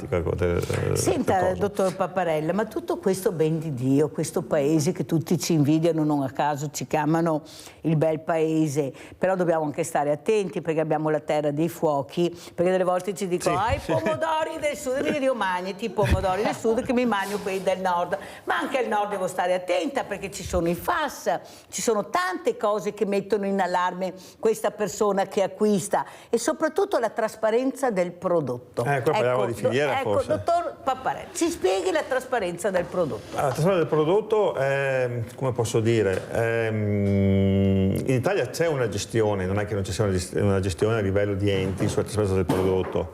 Il problema è che ci sono delle, possiamo dire, le industrie, c'è la parte industriale che ha dei vantaggi rispetto a quello che oggi qui si rappresenta, che sono le piccole e medie imprese, sono le aziende locali, gli agricoltori locali, ecco, che sono anche sopra controllati. Perché è giusto il controllo, perché devono garantire chiaramente la salute del, niente da dire, del consumatore, nostra quotidiana. Ma troppo controllo crea poi dei costi e delle sinergie che non vanno assolutamente a favore dell'agricoltore, che si sente strozzato. Come diceva prima il signore che era in collegamento, e come dice il signore Egidio qui a Bergamo, l'agricoltore non deve essere un avvocato, un commercialista, un fiscalista, cioè non entra nelle sue competenze, cioè non ha avuto la formazione e non ha neanche il tempo fisico per farlo, sinceramente. E anche da parte delle associazioni che comunque li supportano non hanno, diciamo, neanche le associazioni magari non hanno il tempo proprio di, anche perché alla fine i soldi che chiedono non sono moltissimi, e neanche, diciamo, la forza per poterli formare in merito. Ma senta, dottor Paparella, questo paese si fondava sull'operaio, sul commerciante in parte anche, ma sull'artigianato. Hanno eliminato l'artigianato, quasi tutto, certo, ormai vediamo. Certo. Hanno eliminato l'operaio perché ormai l'operaio con 1.000-1.200 euro al mese non ce la fa. In Italia non ce la fai. E adesso dove stanno colpendo? L'agricoltura. La botta finale. Allora questo dovrebbe far capire che così non si può andare avanti, che qualcuno deve ascoltare. Guardi, perché si ferma il paese, e se si ferma il paese non ce n'è per nessuno. Paparella. Quando ero ancora studente, nell'87-88, i professori dicevano che quando un paese tralascia la produzione e l'agricoltura è l'inizio della fine. Erano parole che sembravano anacronistiche 30 anni fa, ormai 35 anni fa, oggi sono più che reali. Questa è la realtà. L'Italia non è la Svizzera. La Svizzera detiene il 30% del patrimonio della liquidità finanziaria mondiale, l'Italia no. L'Italia non è l'America, quindi non possiamo pensare a una struttura aziendale americana con decine di migliaia di ettari, non è la Russia, non è l'Ucraina, con quelle estensioni che noi neanche possiamo immaginare. L'Italia sia a livello industriale, artigianale che a livello agricolo è fondata da piccole e medie aziende, da aziende con 5, 10, 15 operai. Una volta erano in tanti e mangiavano tutti, tutti facevano qualcosa. Hanno voluto e questo. le quote latte ne hanno inventate di tutte, ma cosa devono fare questi agricoltori? Cosa si devono inventare? Questa è una politica, diciamo, transnazionale, che io non credo neanche che derivi tanto dalla politica italiana, ma da una politica internazionale, che non ha più troppo potere in quanto è comandata da dei poteri più forti economici, adesso qui non voglio fare nomi, comunque molto importanti, che gestiscono un po' le redini del mondo, che vogliono far chiudere le piccole e medie industrie, le piccole aziende e gli agricoltori. Non lo fanno come hanno fatto, come diceva prima Le Guerra, la Presidente della Croce Rossa, scusi. Non lo fanno col mitra, non lo fanno con i bastoni, non lo fanno con le deportazioni, come ci ricordiamo 70 anni fa, ma lo fanno in maniera più subdola, perché lo fanno mettendo in condizioni l'agricoltore e l'artigiano di non poter più lavorare. Io rappresento anche diverse società artigiane qua sempre del nord-est, di fatto non sanno più, perché l'artigiano non può fare tutti i corsi, non può... Allora, la marginalità sui prodotti non c'è più. Perché o fai grandi numeri, ma per fare grandi numeri ci vogliono grossi investimenti. I grossi investimenti le banche non glieli danno perché non ci sono le garanzie, perché le banche stesse sanno che poi non sarebbero più rientrati, quindi le banche a tutela loro, perché vabbè, sono società per azioni particolari, devono tutelarsi, quindi non danno i soldi perché hanno paura che non rientrino. E non vogliono neanche andare a svendere poi i campi o le case degli agricoltori o gli immobili, per carità. Quindi o si fa grossissime produzioni, che ci vogliono veramente milioni e milioni di euro per metterli in piedi, ma non per avere una marginalità, non abbiamo neppure esatto, con marginalità veramente di centesimi al chilo, per dire, se siamo, o di qualche euro al quintale o alla tonnellata. Oppure bisogna fare una filiera verticale, magari di nicchia, ma ci vogliono competenze, ci vogliono spese di marketing. Non possiamo chiedere 100.000 euro all'azienda, non dico la sua, ma ad altre aziende per il marketing. Come fanno? Chi glieli dà? Non è che non vogliono farlo, ma è che no, non loro riescono a farlo. Non vorrebbero. Io ho tante aziende che hanno prodotti primari, tipo il latte caseari, tipo la sua che ha la carne, che oltretutto è una carne anche di Doc G, mi pare la sua, no? Esatto. Autoctona. O altri prodotti, proprio miele, eccetera, che andrebbero veramente spinti anche, che nulla hanno a che vedere con le produzioni estere, sono veramente primari, ottime. Ma il marketing chi lo sostiene? Abbiamo Giulia da Venezia, poi continuiamo. Ciao Giulia. Mirella, ciao, buongiorno a tutti e ai tuoi cari ospiti che hai là, specialmente gli agricoltori. Perché Mirella, hai detto che ti hanno portato i loro frutti del raccolto? Guarda le spighe, guarda cosa hanno portato, sì, guarda la bellezza della spiga. E allora volevo dire agli agricoltori, rallegratevi cari agricoltori, che voi siete il sale della terra. Perché per niente fanno la giornata dei frutti della terra, e però non siete contribuiti come meritate, perché ho anch'io un fratello che lavora a 4 campi solo, però quando viene qua, che i campi sono qua dove abito io, lui abita là, bagna la terra col suo sudore, e quando vengono a portar via il raccolto lo portano via senza il prezzo, e dopo quest'anno hanno portato via il raccolto e gli hanno dato 9 euro di meno, e era il suo vantaggio per il lavoro che ha fatto. E allora rallegratevi, perché con voi mangiamo, voi siete come i medici, qualsiasi lavoro e voglio dire siete bravissimi, io vi capisco. Si devono vergognare quelli che non vi danno il contributo che meritate. Grazie cara Giulia per quello che ti hanno portato e li saluto, vi faccio tanti auguri, rallegratevi perché voi, ve l'ho già detto, il sale della terra. Grazie cara Giulia, penso faccia piacere questa telefonata di Giulia da Venezia. Allora sentiamo anche Pasquetto, ecco, il prossimo c'è questa scesa in campo, ecco, assalto a Forte Apache, dico io, ma qual è il Forte Apache da assaltare? È la regione? È a Roma? Perché poi si arriva a Roma, ho capito, ma bisogna anche essere ascoltati, perché entra uno, no, qua bisogna che qualcuno esca dal palazzo, escano dal palazzo e vi ascoltano, oppure voi entrate nel Parlamento, alla Camera, perché non dimentichiamoci, Pasquetto, lo dico anche al nostro Paparella e a Bergamo, che sono stipendiati da noi. Ci dovrebbero rappresentare. Non ho capito, ma questi, i loro stipendi che arrivano a fine mese in maniera molto consistente, sono i nostri soldi, le tasse che paghiamo. Allora, invece di inchinarsi a questi senatori, senatore vuol dire anche servo, se qualcuno non lo sa, vuol dire servo, senatore, ecco, sono delle persone che qualcuno ha votato anche se non vorrei capire se cambiassero anche la legge elettorale o tornare alle preferenze non sarebbe male, perché dico li hai votati, no, ho votato quello che ho trovato e se non riesco, se non vado allora sbaglio, se vado sbaglio, cosa devo fare? Questo 55% non va a votare dovrebbe far riflettere qualcuno. Ecco, qual è il forte Apache che salirete? Ecco, nel senso proprio anche di capire, di parlare, di comunicare, di far sentire la voce perché non riuscite più a resistere. Prego. Pasquetto? Sì.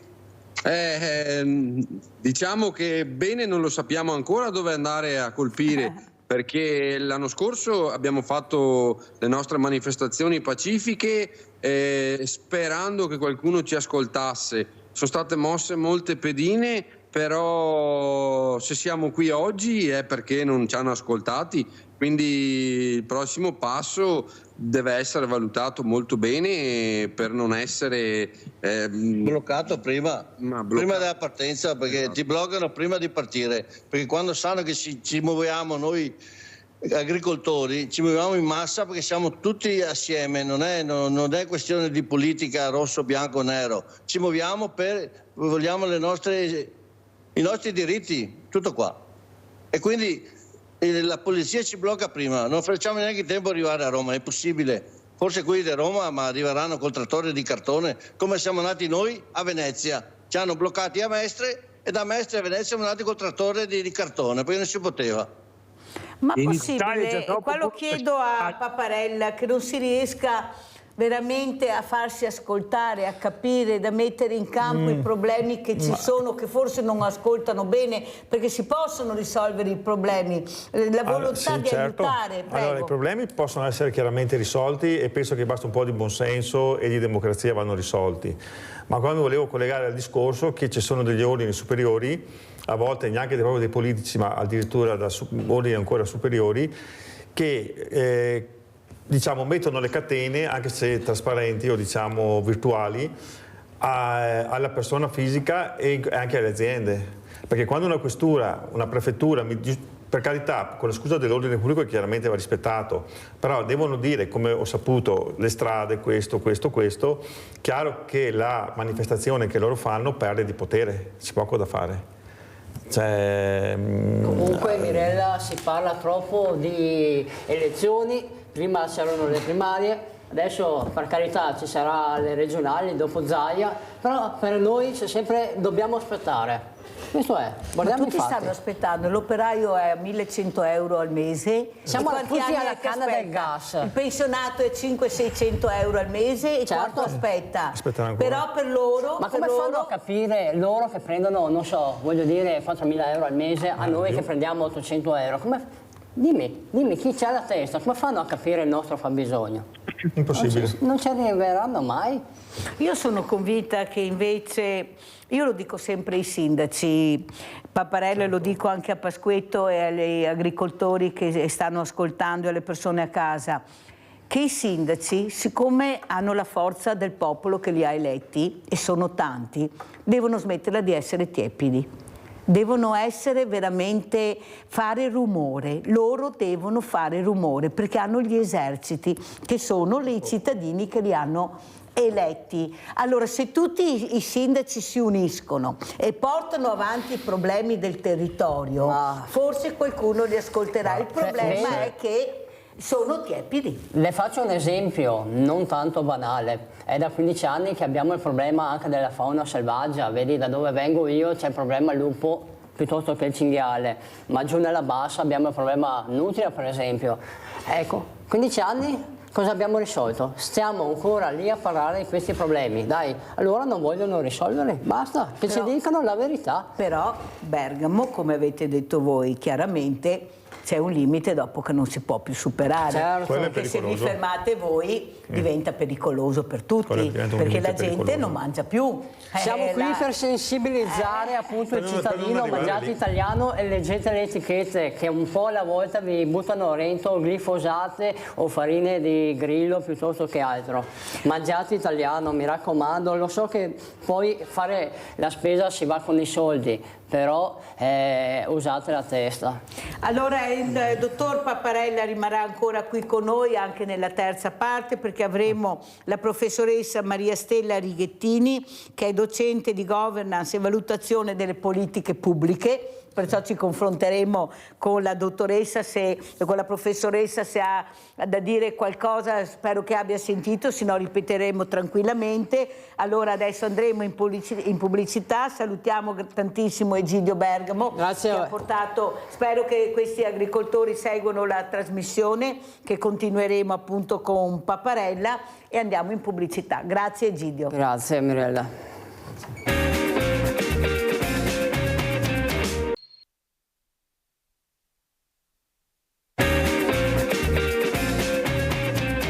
Presento altri graditissimi ospiti. Abbiamo in presenza, oltre al dottor Vito Papparella, che si occupa appunto di questa agricoltura con Egidio Bergamo, che ci ha lasciato. Abbiamo Simone Padoan, esperto in rapporti commerciali Cina e Asia. Abbiamo anche la professoressa Maria Stella Righettini, docente di governance e valutazione delle politiche pubbliche. Grazie anche a lei, professoressa. Allora io stamattina vorrei veramente cercare di capire cosa sta succedendo anche a questo mondo degli agricoltori, a questi lavoratori incredibili, a questo prezioso contributo che loro danno con le loro semini, con i loro raccolti, perché noi mangiamo. Però sono con le spalle al muro. Professoressa, ci spieghi un po' chi è che dovrebbe ascoltare, visto che lei è docente di governance e valutazione delle politiche pubbliche? È una politica pubblica occuparsi di agricoltura, dei lavoratori dell'agricoltura in generale? Prego, professoressa. Ma guardi, credo che sia una delle politiche più importanti a livello europeo. La maggior parte del bilancio europeo è investito in aiuti agli agricoltori, e quindi la PAC, cosiddetta politica agricola comune, è il pilastro dell'intervento delle istituzioni comunitarie da sempre, da quando è nata l'Unione Europea e da quando si parla di integrazione. Però è chiaro che c'è in atto un processo di revisione degli indirizzi di sviluppo della PAC, perché ci sono questioni importanti come il sostegno agli agricoltori, lo sviluppo economico e quindi l'efficienza e la capacità del sistema di produrre alimenti per la popolazione e per esportare anche, ma c'è anche la questione della sostenibilità ambientale e del rapporto tra agricoltura e cibo, per esempio, quindi qualità dell'agricoltura e qualità degli alimenti, che è un tema altrettanto importante per le istituzioni comunitarie, ma è importante ormai anche per le istituzioni nazionali, regionali e anche locali. Professoressa, prima Egidio Bergamo faceva un appello: attenzione alle etichette, attenzione a quello che mangiate che viene da paesi diversi. Lei come risponde?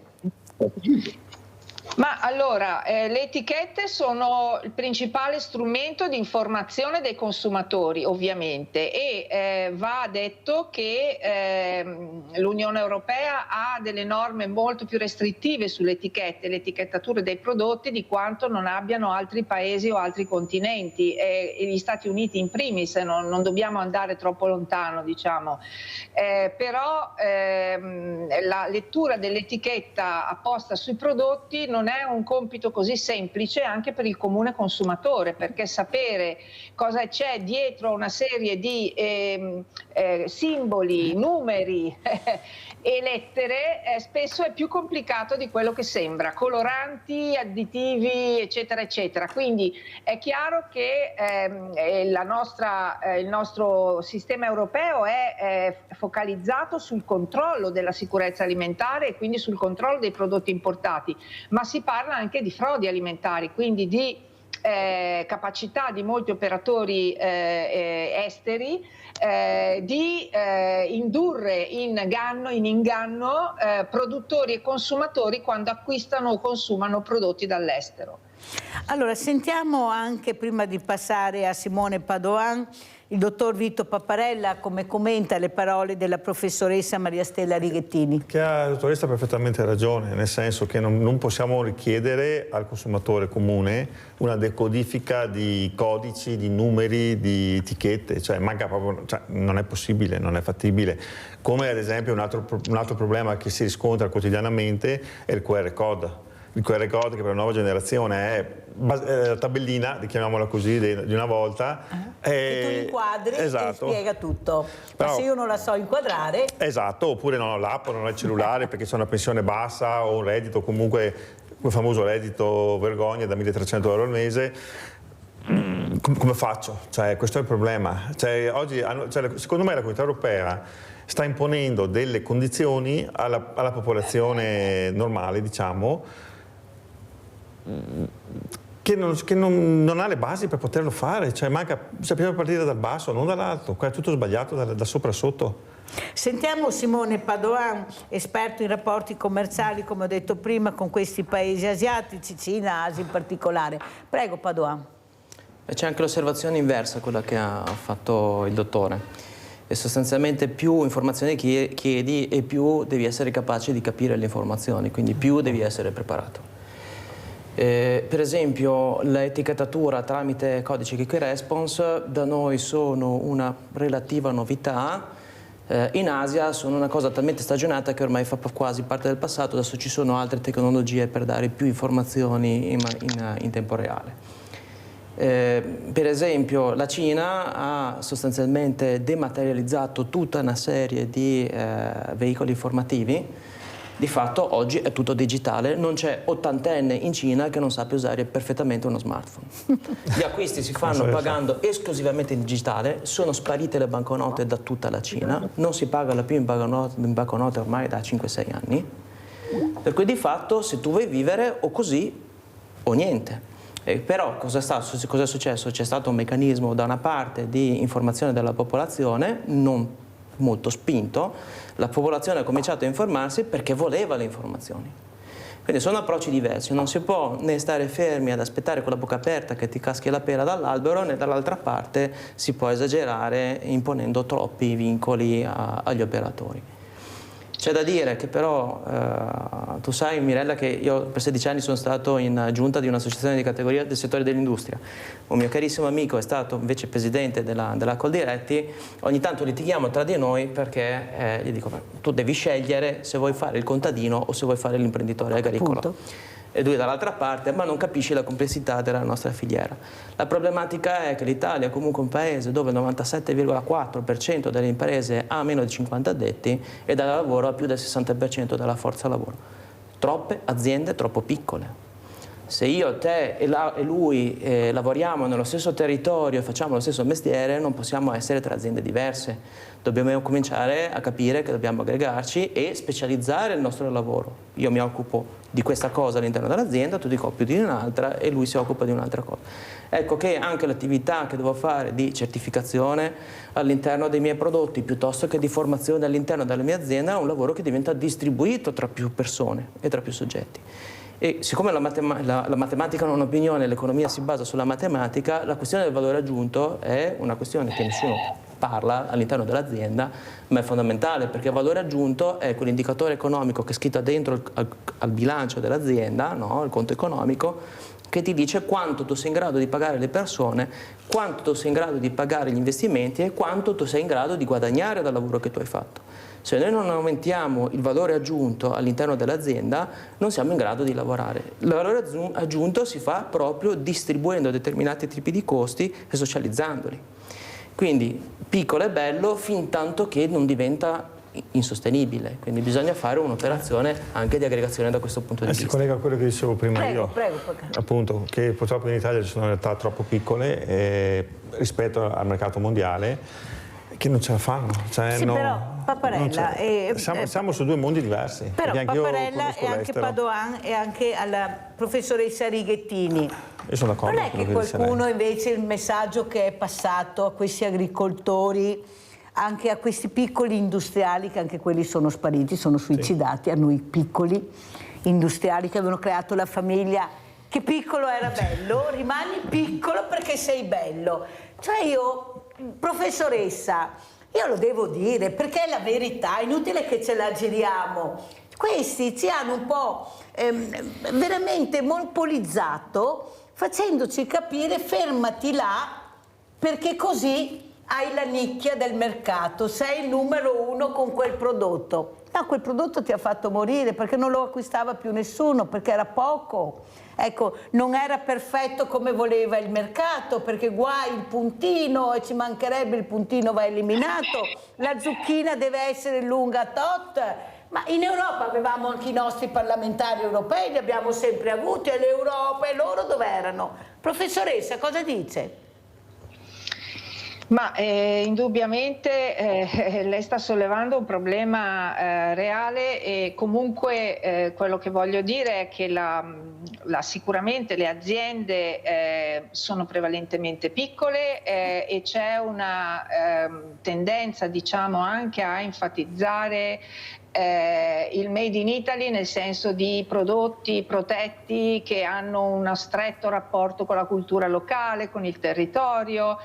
Quindi da un lato c'è e ci sono regioni, paesi, nazioni e comuni che fanno leva su questo fattore, che è sacrosanto, perché il radicchio di Chioggia non lo trovi nella serra dell'Emilia Romagna o in qualche altro posto dell'Europa, ma quello che si sta dicendo a livello europeo è che non può essere più soltanto il conto economico, un conto che distribuisce, come diceva il collega, e socializza i costi, ma deve socializzare anche i benefici, e questi benefici sono legati al modo in cui il produttore non solo tutela la qualità, ma si fa carico anche di accordi, di alleanze con altri produttori e con i consumatori. Quindi riduzione dei pesticidi da un lato, che è un fatto fondamentale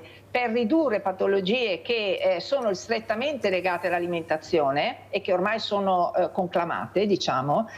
Dall'altro le istituzioni a tutti i livelli dovrebbero favorire il consorzio tra questi produttori, anche perché per partecipare ad appalti pubblici molto significativi come quelli per le mense scolastiche o per le mense pubbliche, occorre avere farsi carico anche di un certo prezzo e quindi essere disponibili e competitivi sul mercato, e il piccolo produttore non è in grado di essere competitivo perché non riesce a produrre la quantità di cibo necessario per stare su un certo tipo di mercato. Quindi segue filiere molto piccole, cerca sbocchi molto piccoli con problemi che nascono poi dal dover rispettare standard, dal dover essere sostenibili e dal dover rispecchiare e rispettare degli indicatori e degli standard che vengono legittimamente dall'Unione Europea e dai governi nazionali. Molto chiara, professoressa. Abbiamo Gabriella, vediamo se è ancora in linea. Gabriella? Sì, buongiorno Mirella. Buongiorno. Può sbraitare finché a voi, ma finché a Roma non succede qualcosa, noi che sente, la stai sincera. E grazie di tutto. Ciao Gabriella, a Roma devono ascoltare, dice Gabriella. Andiamo a vedere anche le slide che ha portato Padoan, che non le porta a caso, che andiamo a leggere le slide e a sentire. Prego Padoan. Ma qui ho portato 4 tavole grafiche un po' per affrontare il tema dei rapporti con gli Stati Uniti, che sta diventando un tema molto molto caldo. Che interessa a tutti. Ci siamo visti alla fine di gennaio e mi ha detto: ma non si sente parlare molto di Trump. Ho detto: dagli 2 settimane e vedi che cosa succede. Allora, perché la questione dei dazi è un problema per l'Italia? Innanzitutto parliamo un po' di economia, quindi diciamo da che cosa è fatto il PIL, no? È fatto da 4 componenti. Ci sono i consumi, ci sono gli investimenti, c'è la spesa pubblica e c'è il saldo di bilancia commerciale. Il saldo di bilancia è sostanzialmente tutto l'export meno l'import. Cosa succede? Che se il saldo di bilancia è positivo aggiungi soldi al PIL, se invece il saldo di bilancia è negativo togli soldi al PIL, togli ricchezza al paese. L'Italia è un paese fortemente esportatore, ha circa 34 miliardi di saldo di bilancia positivo, che è fatto da alcuni paesi dove perde e altri paesi invece dove ci guadagna. Gli Stati Uniti è uno dei migliori clienti dell'Italia, perché se il totale fa circa 34 miliardi, invece l'utile che noi abbiamo nei confronti degli Stati Uniti fa 39 miliardi, quindi addirittura compensa perdite che noi abbiamo con altri paesi. Quindi sostanzialmente avere una politica di dazi da parte degli Stati Uniti significa non soltanto contrarre l'export, vendere un po' meno, significa effettivamente comprimere il PIL dell'Italia, quindi crea un insieme di problematiche non soltanto sulla vendita del prodotto, ma poi anche sulla produzione, sugli stipendi e sulla tenuta dei posti di lavoro. Diciamo questo, che allo stato attuale una politica di un 20% addizionale rispetto ai dazi che ci sono già, come è stata minacciata per il Canada o per il Messico, ha un impatto di 13 miliardi e mezzo di euro sull'esportazione italiana. Ieri diciamo che il Sole 24 Ore ha pubblicato un articolo in cui misurava un impatto possibile sui 3 miliardi, 5 miliardi circa sul PIL nazionale. Perché stiamo facendo delle stime che vanno dai 3 miliardi ai 13 miliardi? Perché di fatto Trump ha minacciato i dazi, ma non ha detto con quale regole invece li darà. Probabilmente non saranno dazi generalizzati, saranno dazi settoriali, quindi andiamo un po' a capire Ogni quali sono. Ogni paese avrà i suoi dazi? Allora, questo è un argomento piuttosto strano, nel senso che è facile dire che impongo un dazio al Messico o al Canada perché sono paesi unitari. Dire che impongo un dazio all'Unione Europea significa imporre dazi a 27 paesi diversi, con cui particolarmente Trump ha delle politiche relazionali differenziate. Dobbiamo correre, dottore, perché sa che il tempo è tiranno. Questa che slide è, ad esempio? Su questa slide noi sostanzialmente vediamo come nel corso del 2016 fino adesso quali sono stati i valori di importazioni e di esportazione dell'Italia rispetto agli Stati Uniti, e come vediamo sono sempre state ampiamente maggiori le esportazioni rispetto alle importazioni. Ed è uno dei motivi per cui Trump dice l'Italia, cioè l'Europa è cattiva perché non compra abbastanza da noi. Beh, in questa lista l'Italia ha proprio la maglia nera, perché di fatto è uno dei paesi che ci guadagna di più. In una successiva slide abbiamo invece una comparazione di quello che noi abbiamo come diciamo macro settori di acquisto. A sinistra c'è l'import dagli Stati Uniti, a destra è l'export. Noi fondamentalmente dagli Stati Uniti importiamo un po' di prodotti industriali trasformati, un po' di materie energetiche, sostanzialmente gas e petrolio. Che non abbiamo. E un po' di altro che è soprattutto cotone, perché importiamo cotone, il supima dal sud-est degli Stati Uniti. E invece noi diamo solo prodotti industriali e anche tanti agli Stati Uniti. Quindi la prima cosa che ha detto Trump, beh, quantomeno mi dovete comprare un pochino più di gas, un pochino più di petrolio, perché tutto tanto per bilanciare un po' il mercato. Sempre se il costo che noi dobbiamo avere è minore di quello che noi compriamo per esempio dall'Algeria. Quindi tutto da capire all'interno della politica nazionale e poi europea che cosa effettivamente può essere fatto. Quali sono i settori che sono più a rischio in Italia? Sono 4, diciamo che le esportazioni che noi abbiamo verso gli Stati Uniti sono bilanciate su tanti settori, quindi tanti settori possono essere toccati, ma 4 sono quelli principali: la meccanica, i mezzi di trasporto che comprendono anche il settore navale, gli articoli farmaceutici e i prodotti alimentari e le bevande. Ecco qua. Quindi questi sono i 4 settori che sono più a rischio. Durante il Trump 1, la prima amministrazione, è stato colpito il parmigiano, è stato colpito il vino, quindi di fatto ci sono già state esperienze anche nel settore agricolo. Allora, professoressa, come commenta queste slide che abbiamo visto e le parole di Simone Padoan? Prego. Sì, sicuramente è un argomento sempre convincente quello del PIL, e capisco bene che c'è questo problema dei dazi e dell'amministrazione trumpiana che sta basando gran parte delle proprie politiche commerciali sul tema dei dazi. Però volevo portare l'attenzione su un altro fattore che sicuramente è importante, perché la Commissione europea e quello è il nostro principale referente quando poi gli agricoltori chiedono sul sostegno, chiedono supporto alle istituzioni comunitarie per come dire, far fronte a problematiche che non sono controllabili, tipo il dazi imposti da governi come gli Stati Uniti. Ed è il discorso che il PIL non è soltanto, e non può più essere, perché ormai è superato da 20 anni l'idea che il PIL sia solo prodotto e sia valutabile in termini di bilancia commerciale, cioè voglio dire che non è, dobbiamo solo guardare alla crescita del PIL da un punto di vista quantitativo, perché c'è anche l'aspetto qualitativo da prendere in considerazione. Che cosa voglio dire? Che anche l'industria del carro estinto, cioè l'industria che produce funerali, produce tutto il corredo, diciamo, che serve per accompagnare i nostri cari al cimitero, è un fattore che genera PIL, ma non per questo noi creiamo, come dire, e cerchiamo di incrementare questa industria perché ci piace creare il PIL o perché vogliamo creare il PIL. Quindi dobbiamo, secondo me, fare anche delle scelte strategiche su dove e come creare il PIL, non solo su quanto PIL vogliamo creare.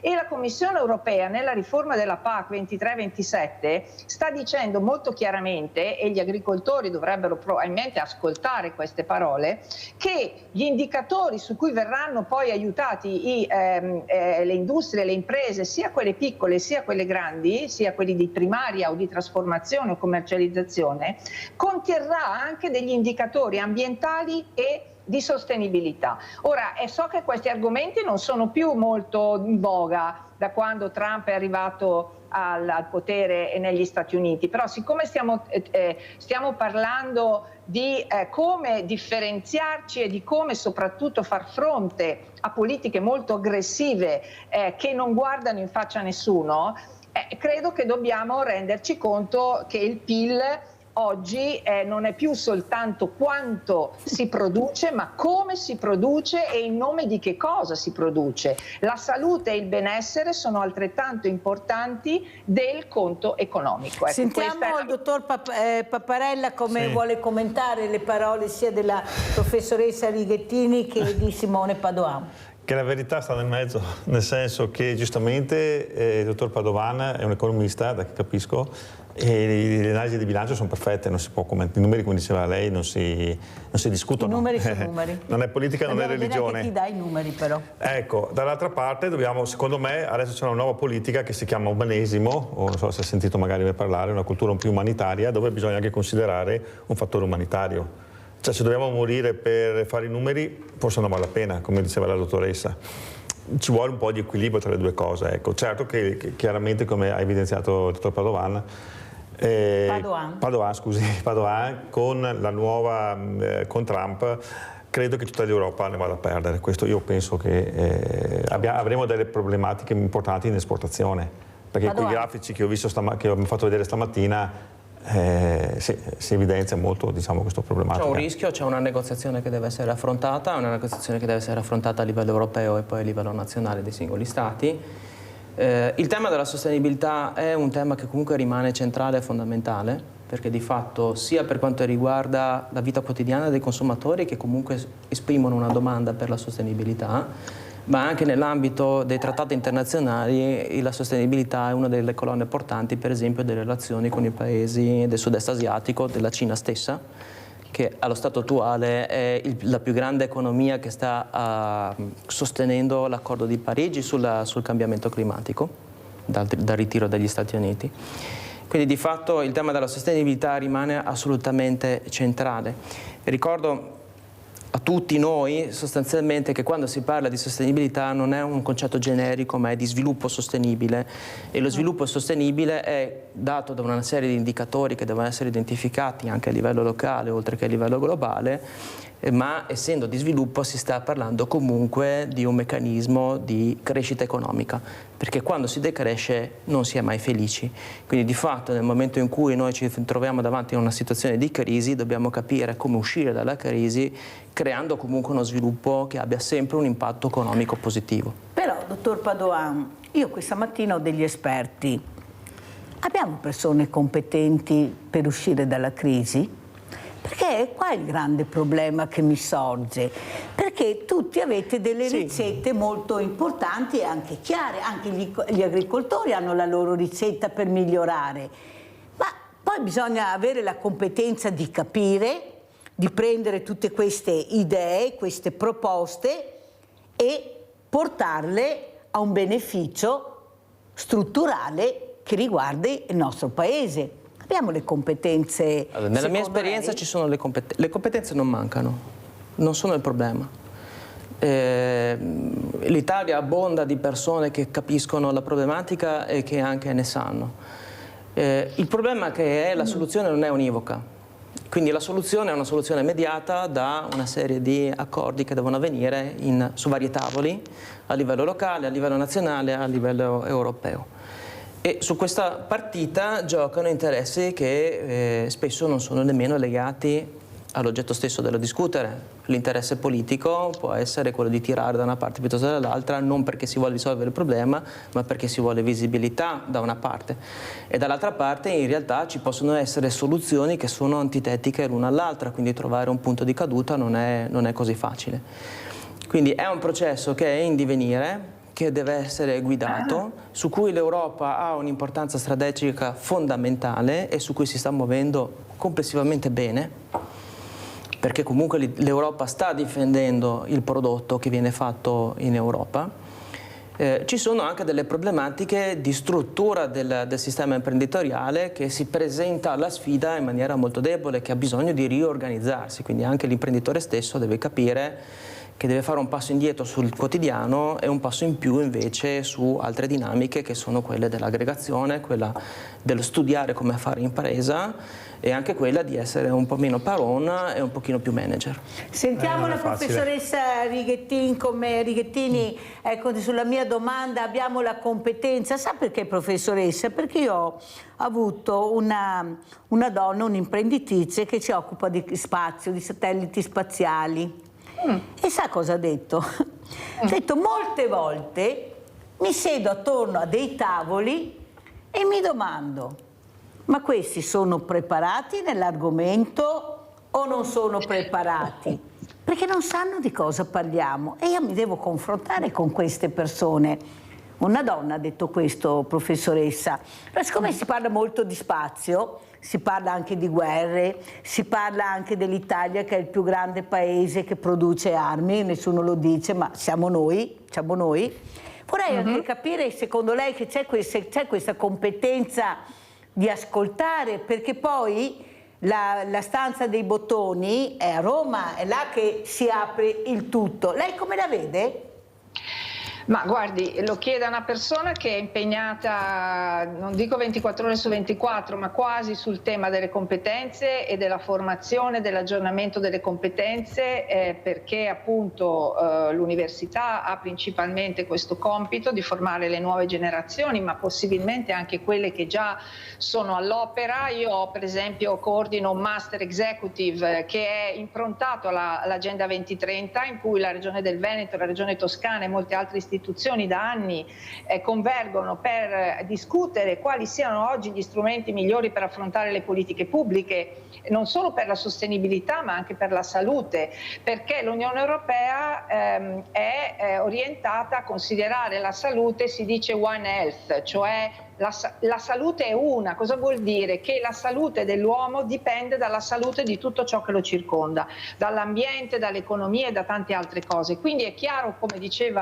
dicevano prima i suoi ospiti in studio, che non c'è un approccio parziale e come dire, limitato al problema, ma saper costruire gli strumenti che non si elidono l'uno con l'altro, cioè che non si annullano l'un con l'altro, ma che sono compatibili, perché se nello stesso tempo in cui io faccio piani di sviluppo sostenibile per l'agricoltura, sostengo, do incentivi agli agricoltori che usano ancora pesticidi in maniera massiccia, è chiaro che c'è qualcosa che non funziona, che non torna, non c'è coerenza in questo modo. Quindi le competenze sono sempre aggiornabili, sempre migliorabili, e il punto di partenza è che probabilmente quello che non stiamo facendo abbastanza è l'adeguamento e l'aggiornamento di queste competenze della nostra classe dirigente per affrontare le sfide che sono sempre più nuove, problemi che sono sempre più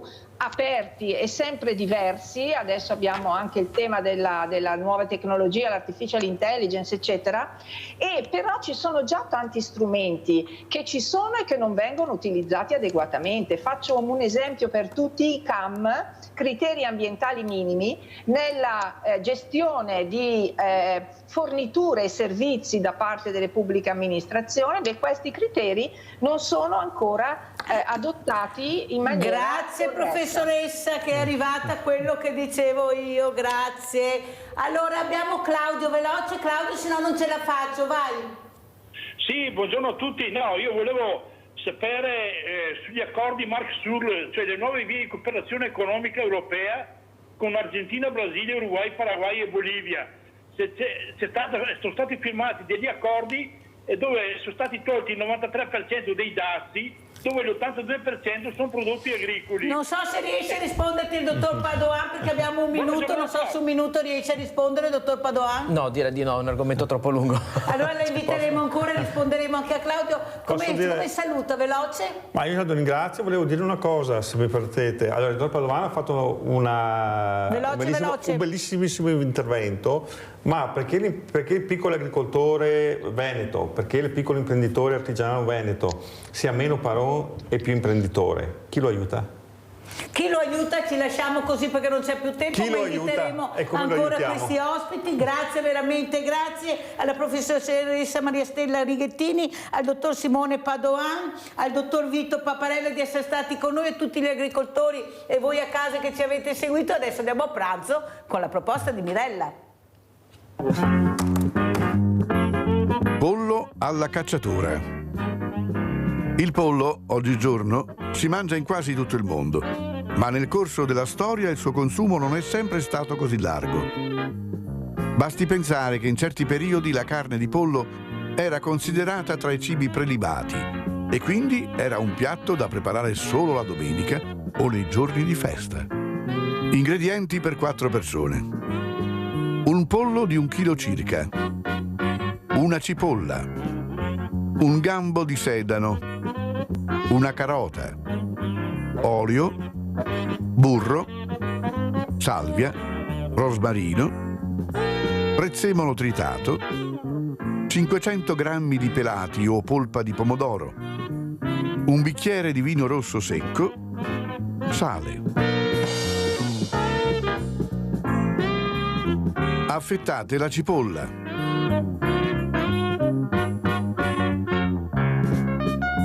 Il gambo di sedano,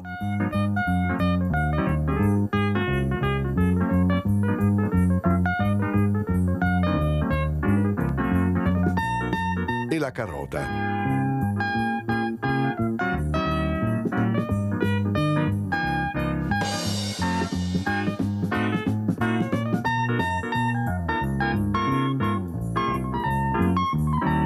Lasciate rosolare il trito con l'olio e un po' di burro.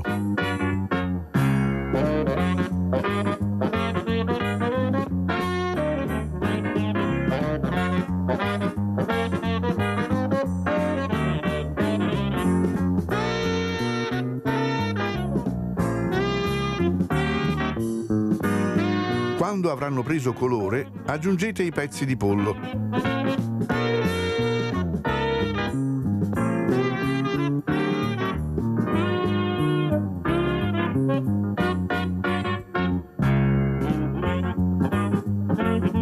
Qualche foglia di salvia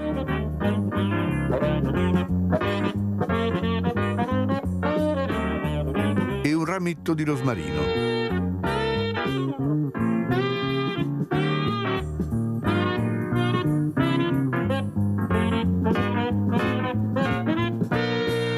Salate.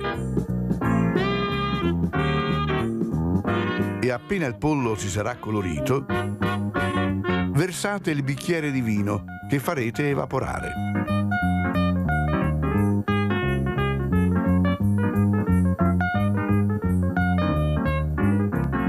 Versate i pomodori pelati o a pezzi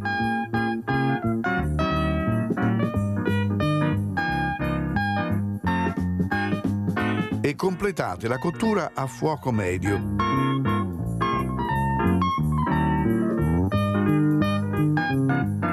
Fino a quando il pollo sarà cotto ed il sugo ristretto.